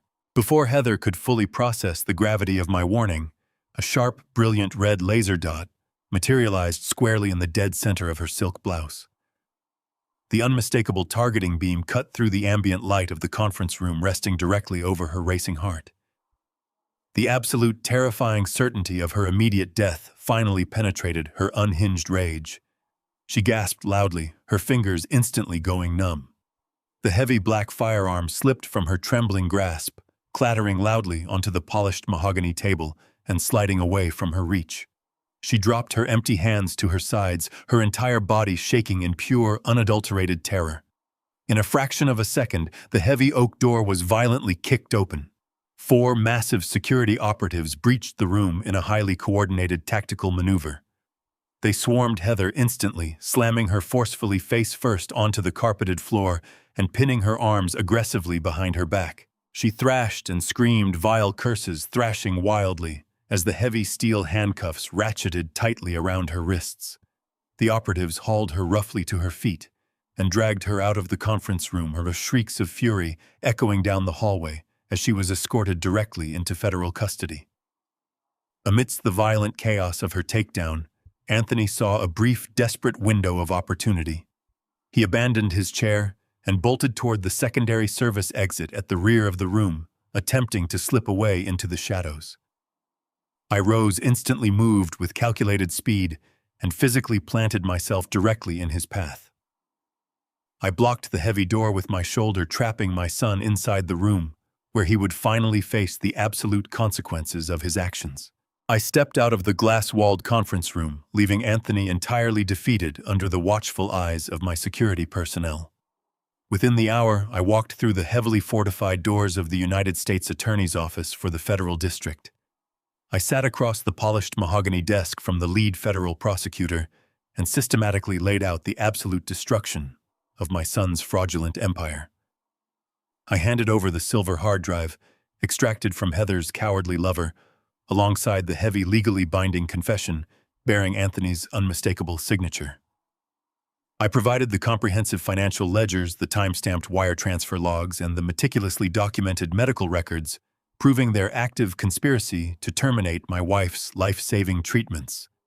The sheer volume and irrefutable quality of the evidence presented an airtight federal case. The prosecutor reviewed the digital transcripts and the audio recordings with a cold, professional efficiency. The response was swift and completely uncompromising. By early the next morning, a federal grand jury formally indicted both Heather and Anthony on a massive array of severe felony charges. The sweeping indictment included multiple counts of federal wire fraud, aggressive corporate conspiracy, deliberate extortion, and severe elder abuse. The federal authorities did not hesitate to freeze every single domestic and offshore account tied to their names, completely severing their access to the funds they had stolen. My son and his wife had operated under the delusional assumption that family ties would permanently shield them from legal retaliation.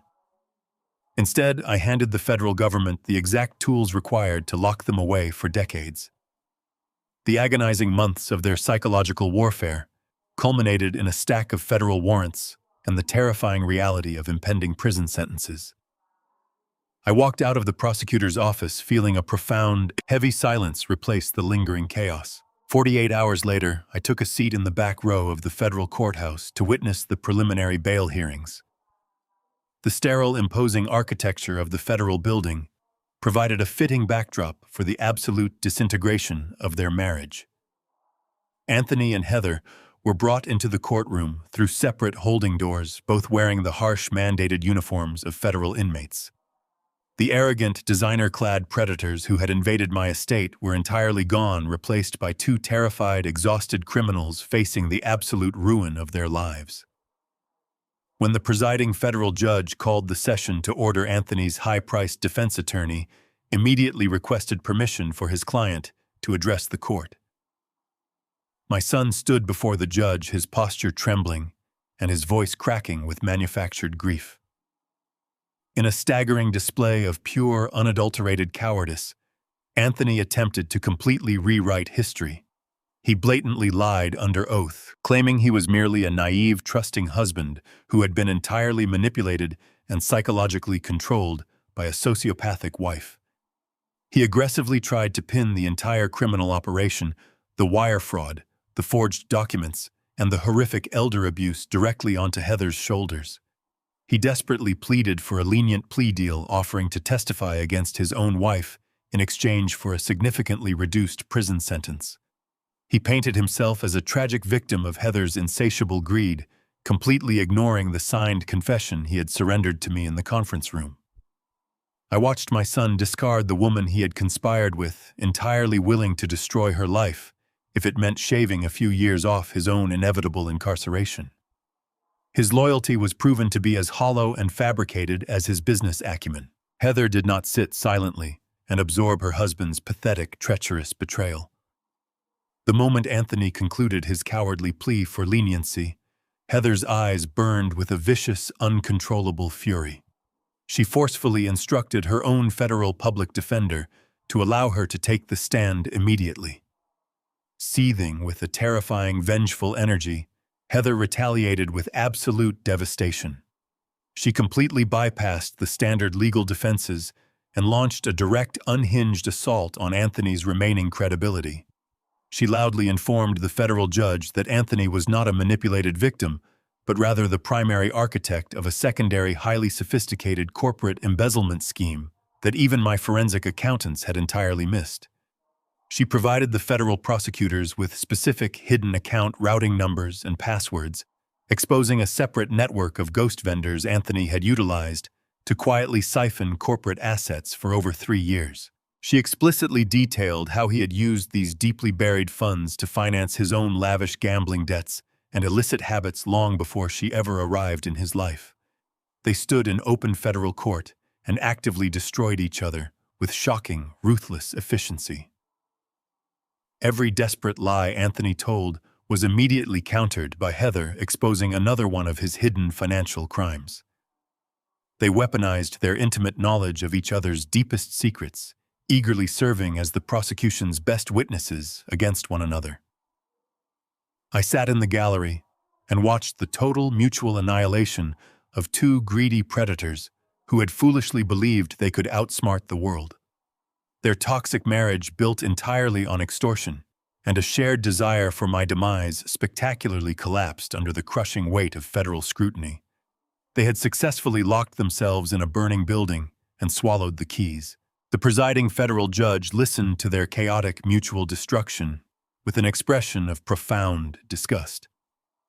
He struck his heavy wooden gavel against the sounding block, instantly silencing their desperate, screaming accusations. The judge explicitly declared that their demonstrated willingness to commit massive corporate fraud, combined with their extensive access to hidden offshore capital, made them incredibly severe flight risks. He entirely denied bail for both defendants with extreme prejudice. He ordered federal marshals to immediately remand Anthony and Heather back into maximum security federal custody until the commencement of their criminal trials. I watched them being physically dragged out of the courtroom in heavy steel chains, their frantic shouts echoing down the sterile marble corridors. I finally exhaled a long, steady breath, feeling the crushing weight of their corporate treason completely lift from my shoulders. The war against my son was officially over, and my legacy was permanently secured. I pushed through the heavy double doors of the federal courthouse, stepping out into the bright, warming afternoon sunlight. The immediate threat to my family had been entirely neutralized. Just as I reached the bottom of the wide concrete steps, my private cellular phone began to ring with an urgent, piercing tone. The caller identification displayed the direct line to Josephine's private medical suite. I answered the call, expecting a routine daily update. Instead, the frantic, panicked voice of my wife's lead oncology nurse filled the speaker. She desperately informed me that Josephine had suddenly collapsed in the eastern wing and was currently being rushed into the intensive care unit for immediate life-saving emergency surgery. The harsh fluorescent lights of the intensive care waiting area hummed with a sterile, relentless energy that gnawed at my fraying nerves. I paced the length of the linoleum floor, my heavy footsteps echoing in the absolute silence of the empty corridor. Just hours ago, I had successfully orchestrated the total destruction of a sophisticated corporate conspiracy, legally annihilating the greedy predators who had dared to threaten my family legacy. I had watched my treacherous son and his sociopathic wife dragged away in federal chains, securing a decisive, crushing victory that reclaimed every single stolen asset. Yet as I stared at the heavy swinging doors of the surgical ward, the sheer magnitude of my corporate triumph dissolved into complete insignificance. The millions of dollars I had aggressively protected, the untraceable offshore accounts I had frozen, and the ruthless boardroom power I wielded meant absolutely nothing if the woman I loved did not survive the night. I stopped pacing and pressed my palms against the cold glass of the observation window, staring into the abyss of the surgical theater. The bitter reality of my situation threatened to suffocate me. I had spent the last 48 hours waging a brilliant tactical war to preserve a financial empire completely blind to the fact that the only treasure that actually mattered was currently fighting for her life on an operating table. The crushing weight of my immense wealth felt utterly useless. I could purchase entire fleets of logistics, vehicles dictate international shipping routes, and legally ruin anyone who crossed my path. But I could not simply purchase another heartbeat for Josephine. The realization stripped away my armor, leaving me entirely exposed and vulnerable. I was no longer a terrifying titan of industry. I was just a terrified husband praying for a miracle. I collapsed into a stiff vinyl chair, letting the crushing exhaustion of the past week finally overtake my body. Closing my eyes, my mind instantly drifted back to the grueling, unforgiving decades Josephine and I had survived together. Building a massive logistics empire from a single rusting delivery truck was a brutal endeavor. but doing so as a young African-American couple in a relentlessly hostile corporate landscape required an entirely different level of resilience. The boardrooms we fought to enter were dominated by entrenched wealthy dynasties that actively colluded to deny us essential contracts and block our commercial expansion. We faced constant, thinly veiled racism, predatory lending practices, and ruthless competitors who eagerly anticipated our financial ruin. Through every humiliating rejection and every devastating operational setback, Josephine remained my unbreakable anchor. She never allowed the systemic hostility to break my spirit.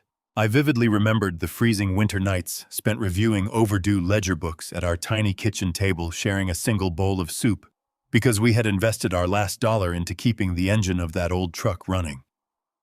She had worked grueling double shifts at a local diner just to ensure we could afford the required commercial insurance premiums.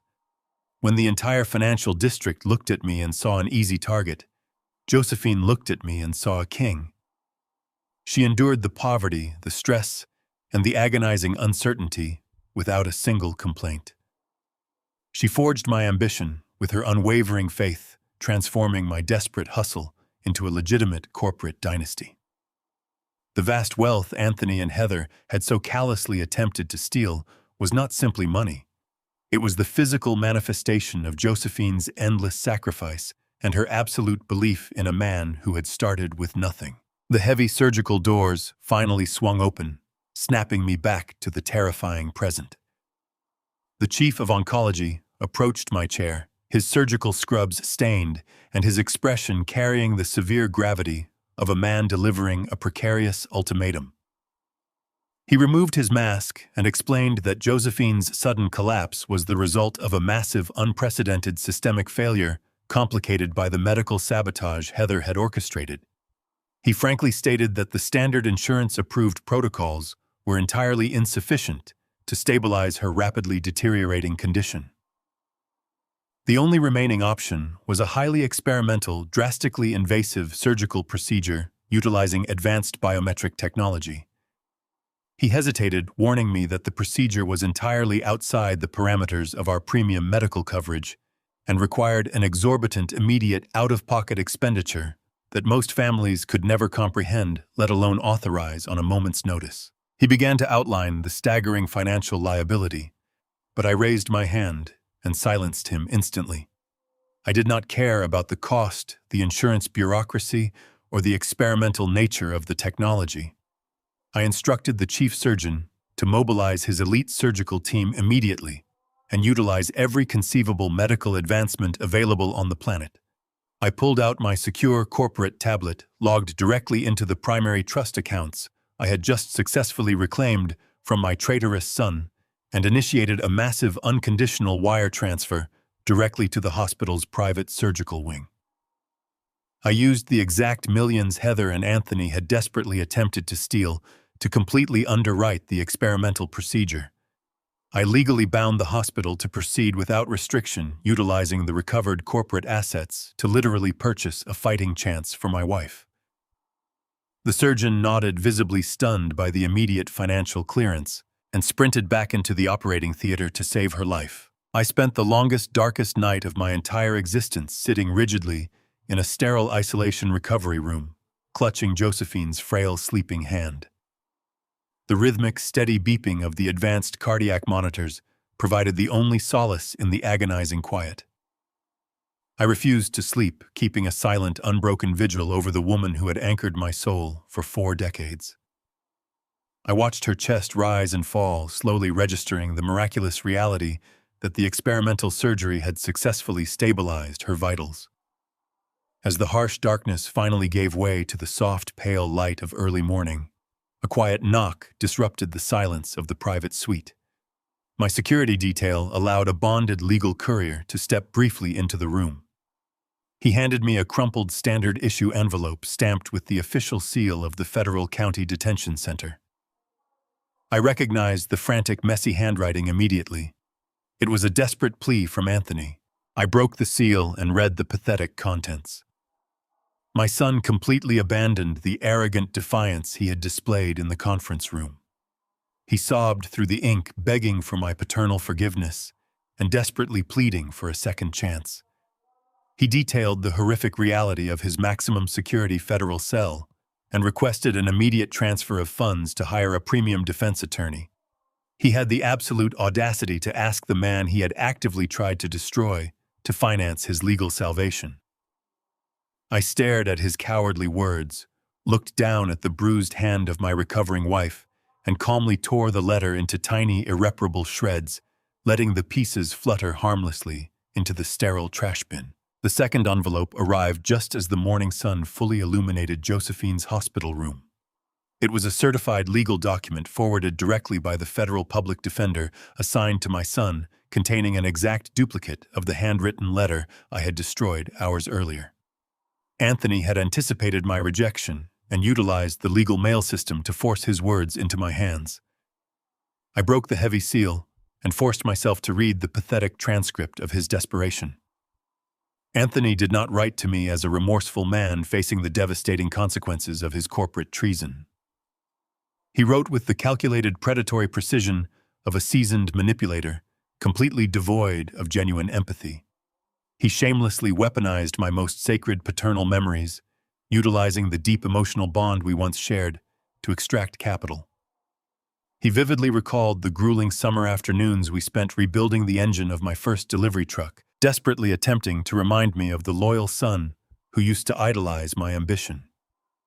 He invoked the memory of his childhood, deliberately painting himself as the innocent boy who simply made a misguided error in judgment under the crushing pressure of my massive corporate legacy.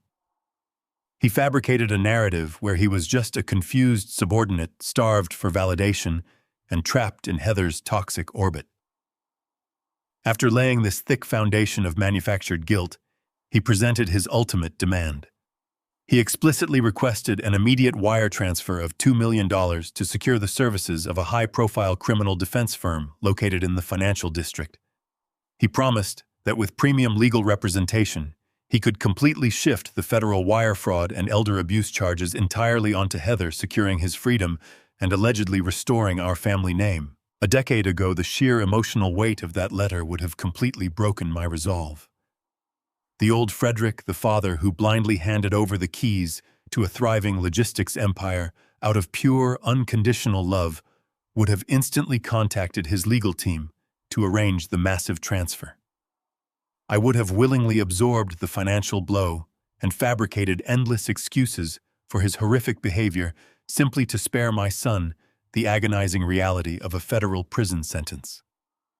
But the man sitting in that sterile hospital room, listening to the steady, mechanical breathing of a wife who had nearly died from his son's greed, was fundamentally transformed. I read the meticulously crafted paragraphs again, analyzing the text with the cold, unyielding scrutiny of a corporate executive reviewing a hostile contract. The realization hit me with a chilling clarity. The letter was a masterpiece of pure, unadulterated sociopathy.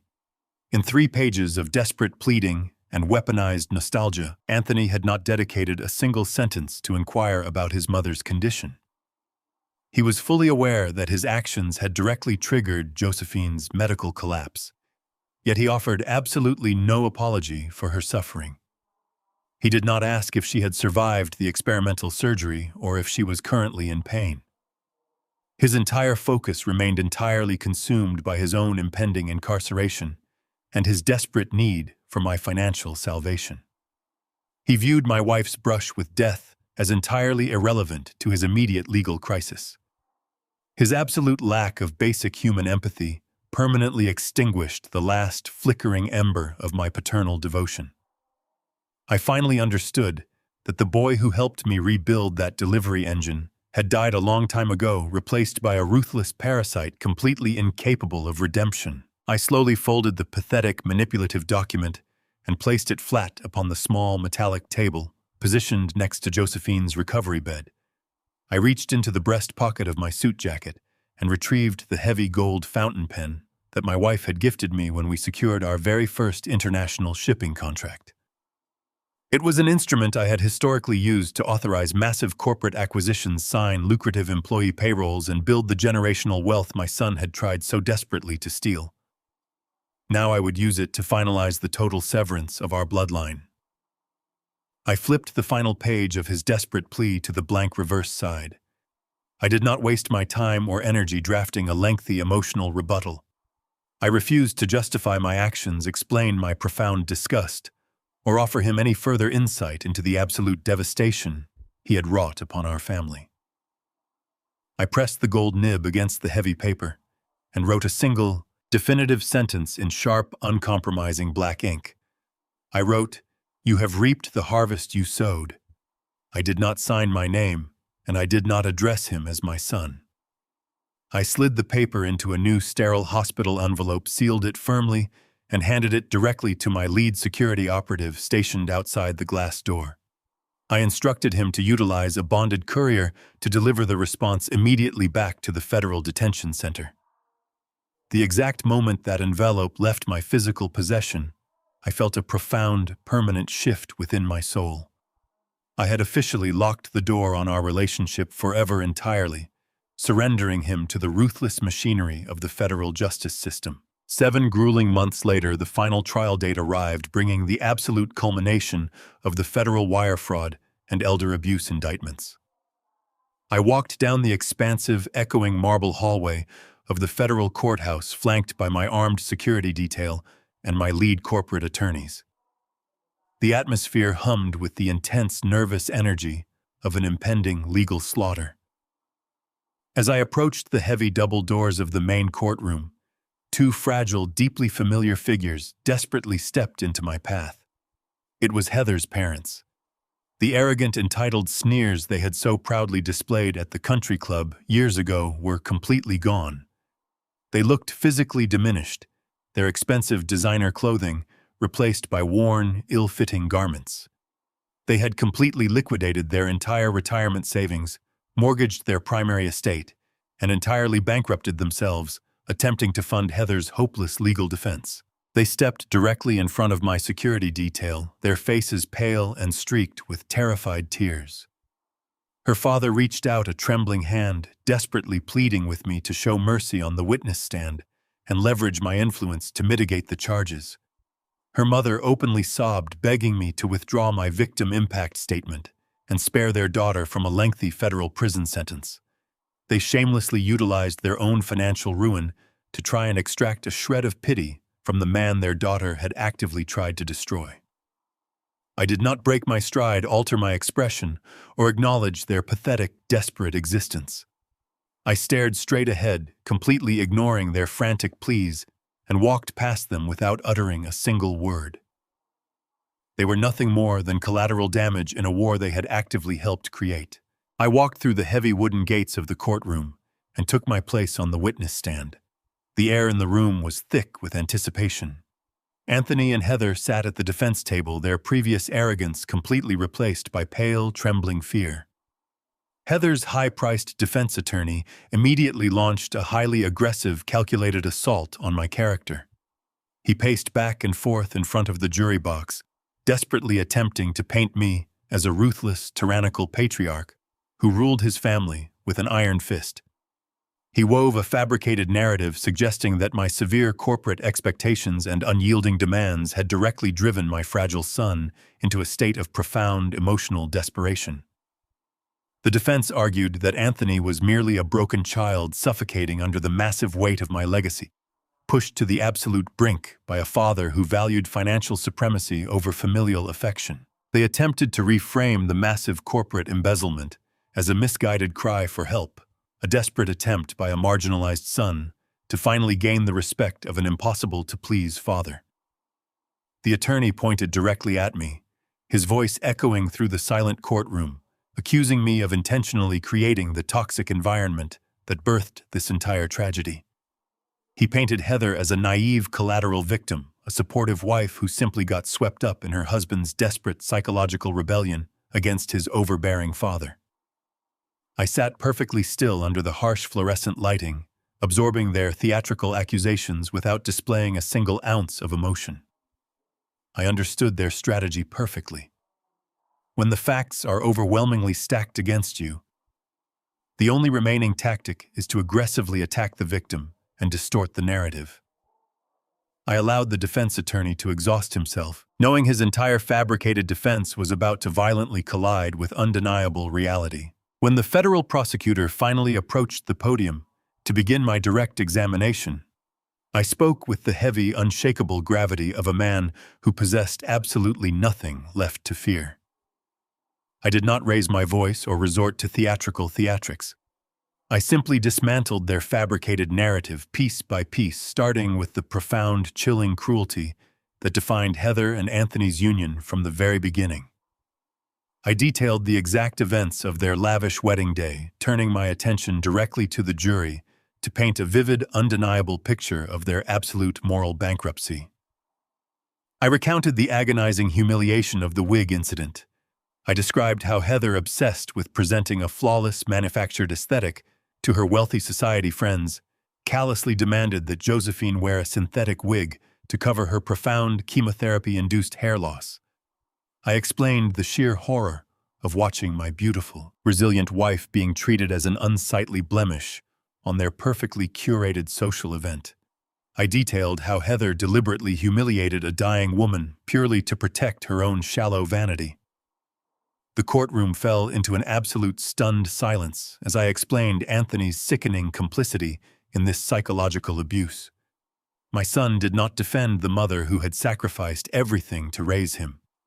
He stood by in cowardly silence and actively permitted his bride to strip away Josephine's remaining dignity for the sake of wedding photographs. I explained that this specific incident was not a mere lapse in judgment, but the foundational bedrock of their entire marriage. It established a clear, indisputable pattern of sociopathic behavior. They were fundamentally incapable of basic human empathy, entirely willing to sacrifice the physical and emotional well-being of the woman who birthed him just to maintain their pathetic illusion of social perfection, transitioning from the emotional devastation of their personal cruelty. I systematically laid out the cold, hard mathematics of their corporate treason. I walked the jury through the exact, highly documented timeline of the financial theft, referencing the massive stack of bank statements and encrypted routing logs provided by my forensic accountants. I detailed how Anthony and Heather had meticulously siphoned corporate assets for over 3 years, funneling the stolen capital through a complex web of ghost vendors and untraceable offshore accounts. I explained the mechanics of the wire fraud, detailing how they boldly initiated the transfer of the primary operational payroll to secure their unearned wealth. But the financial theft was merely the prologue to their most monstrous crime. I directed the jury's attention to the printed communication transcripts recovered from the con artist's hard drive. I explicitly exposed their horrific, calculated plot to actively deny Josephine access to essential life-saving medical care. I read the exact text messages where Heather and Anthony coldly discussed manipulating my legal directives to ensure my wife's expensive experimental treatments were permanently halted. They viewed Josephine's survival as a direct threat to the massive inheritance they believed they were owed. I explained that their ultimate objective was never simply to steal corporate funds. Their primary goal was to actively accelerate my wife's demise to preserve the financial estate for their own lavish consumption. They were entirely willing to commit premeditated medical sabotage, trading a human life for luxury vehicles and private estates. The sheer magnitude of their premeditated malice echoed through the room.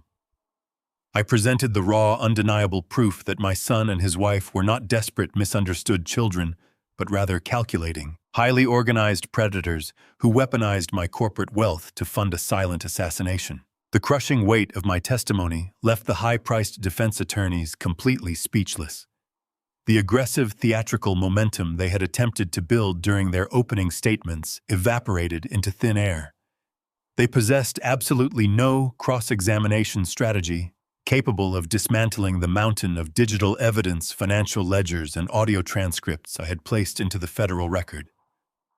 The raw, undeniable truth of my words completely paralyzed the defense table.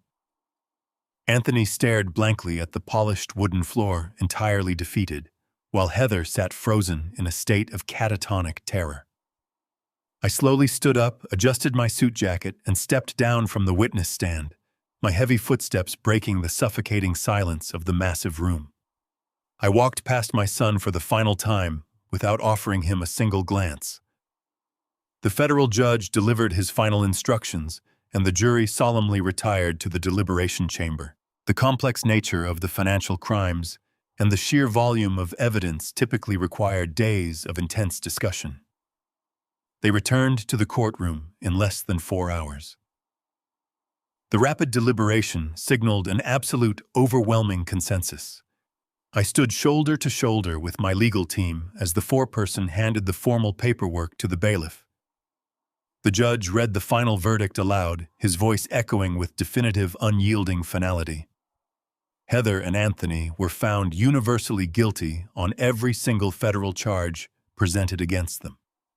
The sweeping convictions included massive wire fraud, grand corporate conspiracy, and aggravated elder abuse. The federal justice system entirely validated my private war, cementing their absolute destruction and officially securing the safety of my family forever. The federal judge called the courtroom to order for the final sentencing phase, his rigid demeanor reflecting the absolute severity of the crimes presented before him. He did not mince words when addressing Anthony and Heather, explicitly stating that their actions represented the most calculated, morally bankrupt display of familial and corporate betrayal he had witnessed in his entire judicial career. He cited their profound lack of remorse, highlighting how they had weaponized their immense privilege and callously disregarded a dying woman's life purely for unearned financial gain. The judge delivered the maximum allowable federal sentences without a shred of hesitation or leniency. Heather received a staggering 25 years in a high-security federal penitentiary for orchestrating the corporate wire fraud and explicitly initiating the medical sabotage. Anthony, having actively facilitated the embezzlement and willingly conspired to terminate his own mother's health care, was sentenced to 20 years without the possibility of early parole. I sat perfectly still in the front row of the gallery, maintaining a cold, stoic expression as the heavy weight of the gavel finalized their total destruction. I felt no paternal instinct to intervene or offer a comforting glance. They had completely eradicated any familial bond the exact moment they placed a price tag on Josephine's life. Heavy steel chains were immediately wrapped tightly around their waists and wrists. The loud metallic clanking echoed off the polished marble walls as armed federal marshals forcefully guided them toward the holding cells. Anthony cast one final desperate look over his shoulder, his face pale and completely broken silently, begging for a salvation I would never provide. I simply held his gaze with absolute indifference until the heavy wooden doors swung shut permanently, erasing him from my life and locking him in a cage of his own creation. Stepping out of the heavy doors of the federal courthouse and into the crisp afternoon air, the suffocating tension that had gripped my chest for the past several months finally evaporated. The brutal legal war was officially over, and my family's legacy was completely insulated from their predatory greed. But as the immense surge of protective adrenaline began to fade from my bloodstream, a profound, crippling emotional exhaustion took its place.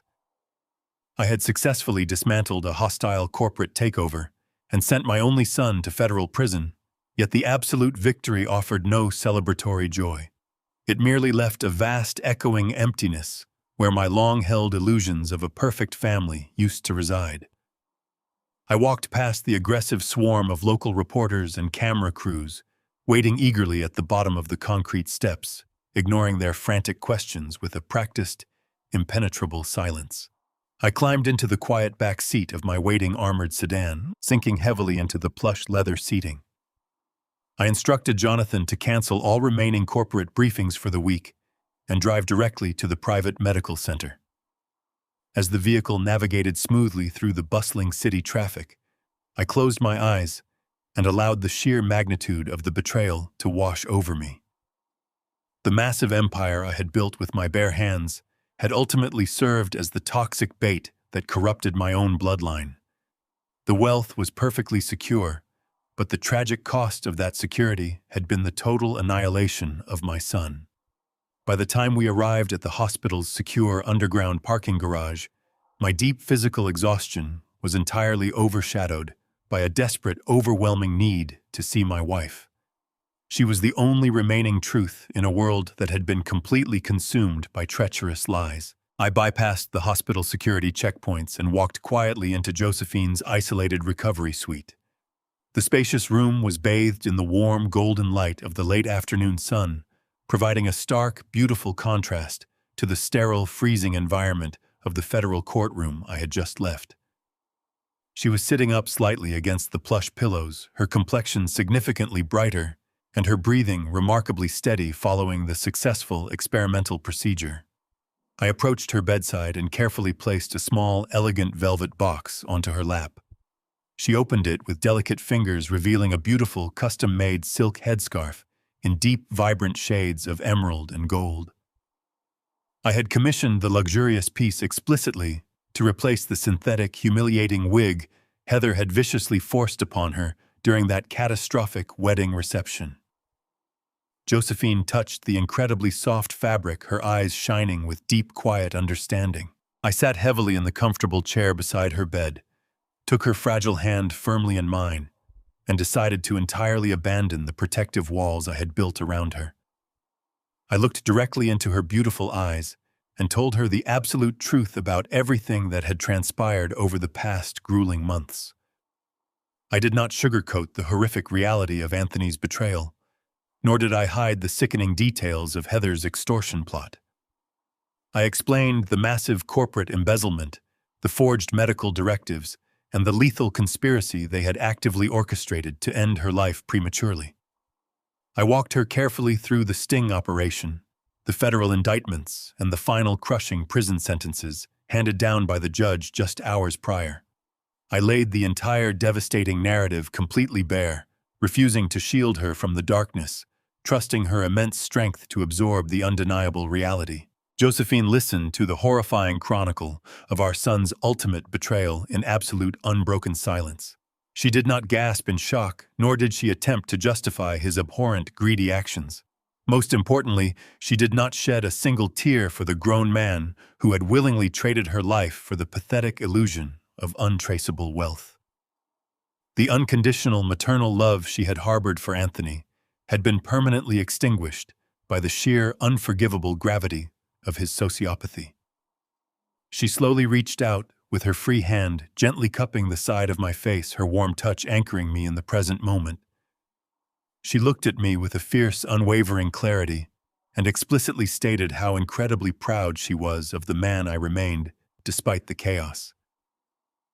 She completely validated the agonizing choices I had been forced to execute, entirely absolving me of the immense paternal guilt I had secretly carried. We sat together in the quiet hospital room, acknowledging the massive, permanent void our son had left behind, but refusing to let his toxic darkness define our remaining years. In that profound, healing silence, we reached a mutual, unbreakable agreement regarding our future. The massive, sprawling estate we had purchased decades ago was now permanently tainted by the ghosts of their greed and the echoing memories of their extortion. We decided to legally liquidate the massive property, immediately severing our final physical tie to the ambition that had nearly destroyed us. We would take our reclaimed wealth and secure a secluded, peaceful sanctuary entirely disconnected from the corporate battlefield, dedicating our final chapter exclusively to each other and the absolute peace we had so violently earned. The immediate aftermath of the federal sentencing initiated the final, meticulous phase of my corporate restructuring. I possessed absolutely no desire to continue presiding over an empire that had nearly cost me my wife's life. The vast logistical network, once a profound source of pride, now represented a heavy, suffocating burden. I summoned my executive legal team and initiated a comprehensive liquidation of the toxic assets connected to Anthony's fraudulent operations, permanently erasing his treacherous footprint from the company ledgers. I did not simply sell the corporation to the highest bidder. I orchestrated a calculated, deliberate transition of power. I established a highly vetted, fiercely loyal board of directors, comprised of the veteran executives who had stood by me during our most vulnerable early years. I legally transferred the operational helm to this trusted syndicate, embedding ironclad contractual safeguards to ensure that my thousands of dedicated employees would remain permanently shielded from predatory corporate acquisitions. Every driver, every warehouse manager, and every logistics coordinator who had contributed to our monumental success received guaranteed pension protections and substantial stock options. I systematically dismantled the authoritarian grip I had held for 40 years, voluntarily stripping myself of the title and the immense crushing power that accompanied it. Signing the final transfer documents in the sterile silence of my executive boardroom felt incredibly liberating. I surrendered the boardroom battles, the aggressive market expansions, and the relentless pursuit of exponential growth. The multi-billion-dollar enterprise was fully secure, operating independently of the toxic bloodline that had threatened to devour it.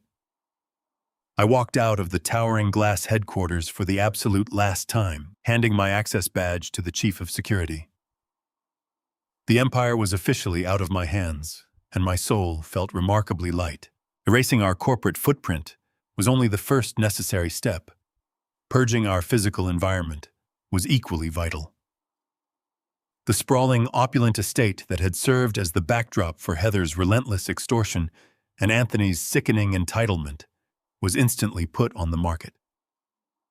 I possessed zero sentimental attachment to the towering marble columns, the manicured acreage, or the echoing empty corridors where my son had plotted our demise. Within weeks, I aggressively negotiated the sale of the entire property to a high-density corporate developer, ensuring the physical structure of our past would be literally bulldozed into memory. With the capital generated from the liquidation, Josephine and I sought out a sanctuary entirely isolated from the suffocating, pretentious noise of the metropolitan high society. We discovered a quiet, beautiful single-story home nestled against the rugged coastline of the Pacific Ocean. The architecture was understated and elegant, constructed of natural wood and expansive glass that offered an unobstructed, breathtaking view of the crashing waves.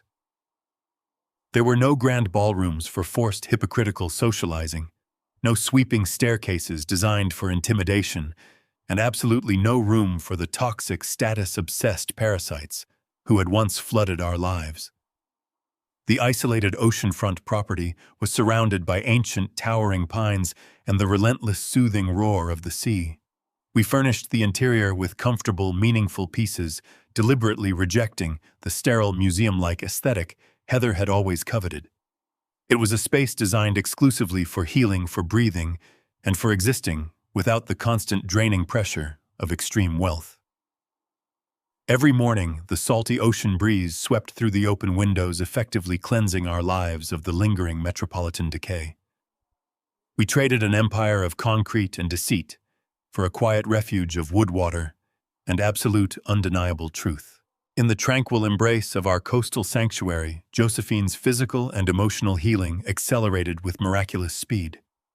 The highly experimental biometric surgery funded by the very capital our son had attempted to steal proved to be an absolute monumental success. The aggressive systemic failure that had nearly claimed her life was completely eradicated. I watched with profound, overwhelming gratitude as the color slowly returned to her cheeks, and the frail vulnerability was replaced by her characteristic, quiet strength. She no longer required the constant hum of cardiac monitors or the sterile isolation of a medical ward. The most beautiful physical manifestation of her restored vitality was the slow, steady return of her natural hair.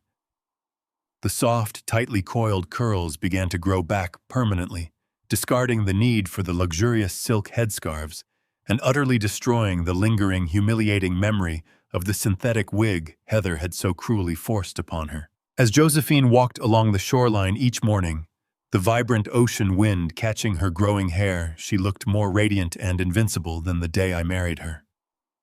The suffocating chaos orchestrated by our ungrateful son and his greedy sociopathic wife steadily dissolved into a distant, faded memory. We did not speak their names, nor did we allow their incarcerated existence to penetrate our peace. The agonizing betrayal that had once threatened to completely shatter our reality was reduced to a closed, finalized chapter. The toxic poison they had injected into our lives had been entirely extracted, leaving behind a profound clarity. We had survived the ultimate familial treason and emerged on the other side entirely intact, deeply connected, and fundamentally renewed. I sat comfortably on the worn wooden planks of our new back porch, gripping a simple ceramic mug filled with steaming black coffee. The early morning sun cast a brilliant fiery orange glow across the endless expanse of the Pacific, and the rhythmic thunderous crash of the ocean waves provided a flawless grounding soundtrack to my thoughts. Josephine stepped out quietly from the sliding glass door, wrapped in a thick, woven blanket, and rested her head gently against my shoulder. I wrapped my free arm around her, breathing in the fresh, clean scent of the salt air and the undeniable reality of our survival. Looking out over the water, I reflected on the brutal, unforgiving journey that had brought us to this exact cliffside. I realized with absolute clarity that I had not sought revenge against the boy I raised. Revenge is an emotional, chaotic reaction driven by unhealed pain. I had sought pure, unadulterated justice. I had executed a necessary, calculated correction to restore the natural order of our lives, utilizing my intellect and my resources to neutralize a lethal threat. In stripping away the toxic ambition and severing the infected branches of our family tree, I had effectively secured the only form of wealth that truly mattered. We possessed no more corporate battles to wage, no high society expectations to satisfy, and no treacherous heirs to appease. The sprawling empire was gone, replaced by the profound, unshakable tranquility of this quiet ocean refuge. The grueling war was finally over, the boundaries were permanently drawn, and our dignity was entirely reclaimed. The silent adjustment was finally beautifully complete. The transition was swift and merciless. I summoned my executive legal team and initiated a comprehensive liquidation of the toxic assets connected to Anthony's fraudulent operations. I established a highly vetted, fiercely loyal board of directors comprised of veteran executives. I legally transferred the operational helm to this trusted syndicate, embedding ironclad contractual safeguards to ensure my dedicated employees remained permanently shielded from predatory acquisitions. Signing the final transfer documents in the sterile silence of my boardroom, I surrendered the immense power of the chairman's seat without hesitation. The multi-billion-dollar machine now operated entirely independent of the toxic bloodline that had sought to bleed it dry. Simultaneously, the physical remnants of our past were eradicated. The opulent estate that had served as the backdrop for Heather's relentless extortion was instantly liquidated. I sold the property to a corporate developer who intended to raise the marble columns to build high-density housing. With the capital generated, Josephine and I relocated to a rugged, isolated stretch of the Pacific coastline. I purchased a simple single-story home crafted from rich cedar and expansive glass perched directly above the crashing waves. There were no grand staircases, no crystal chandeliers, and absolutely no room for the hollow, status-obsessed society we had purposefully abandoned. In the quiet sanctuary of the oceanfront, Josephine reclaimed her life. The experimental biometric surgery proved to be a monumental success. The aggressive systemic failure reversed entirely, and the vibrant color returned to her cheeks. Her hair, once lost to brutal chemotherapy, and the stress of Anthony's extortion, began to grow back in soft, tight coils. The luxurious silk headscarves were permanently folded away. The suffocating chaos of our ungrateful son and his sociopathic wife faded into a distant, inconsequential echo. We severed all ties, accepting no collect calls from federal detention. They were ghosts locked in concrete, entirely powerless to disrupt our earned tranquility. I sat on the weathered wooden planks of our new back porch, gripping a ceramic mug of black coffee. The early morning sun ignited the ocean horizon, and the rhythmic crash of the waves provided a grounding soundtrack. Josephine slid the glass door open, wrapped in a thick wool blanket, and rested her head comfortably against my shoulder. Looking out over the vast water, I reflected on the brutal war we had survived. I had not sought petty revenge against my own flesh and blood. I had executed a necessary, calculated pursuit of justice. By aggressively severing the infected branches of our family tree, I had secured the only wealth that actually mattered. Our dignity was fully restored. The silent adjustment was finally complete. True family is not built upon shared bloodlines, but upon mutual loyalty, unwavering respect, and absolute trust. When dark entitlement replaces gratitude and pure greed overshadows love, the foundation of any relationship will inevitably crumble. We must possess the profound courage to recognize when those standing closest to us become our greatest threats. Walking away from toxic relatives is never an act of cruelty. It remains a mandatory step towards survival. You simply cannot heal inside the very environment that broke you. Real peace demands the strength to sever infected ties and fiercely protect your personal dignity and safety. Always. If you found this story compelling, please hit the like button, subscribe to our channel for more powerful narratives, and share your thoughts in the comments below.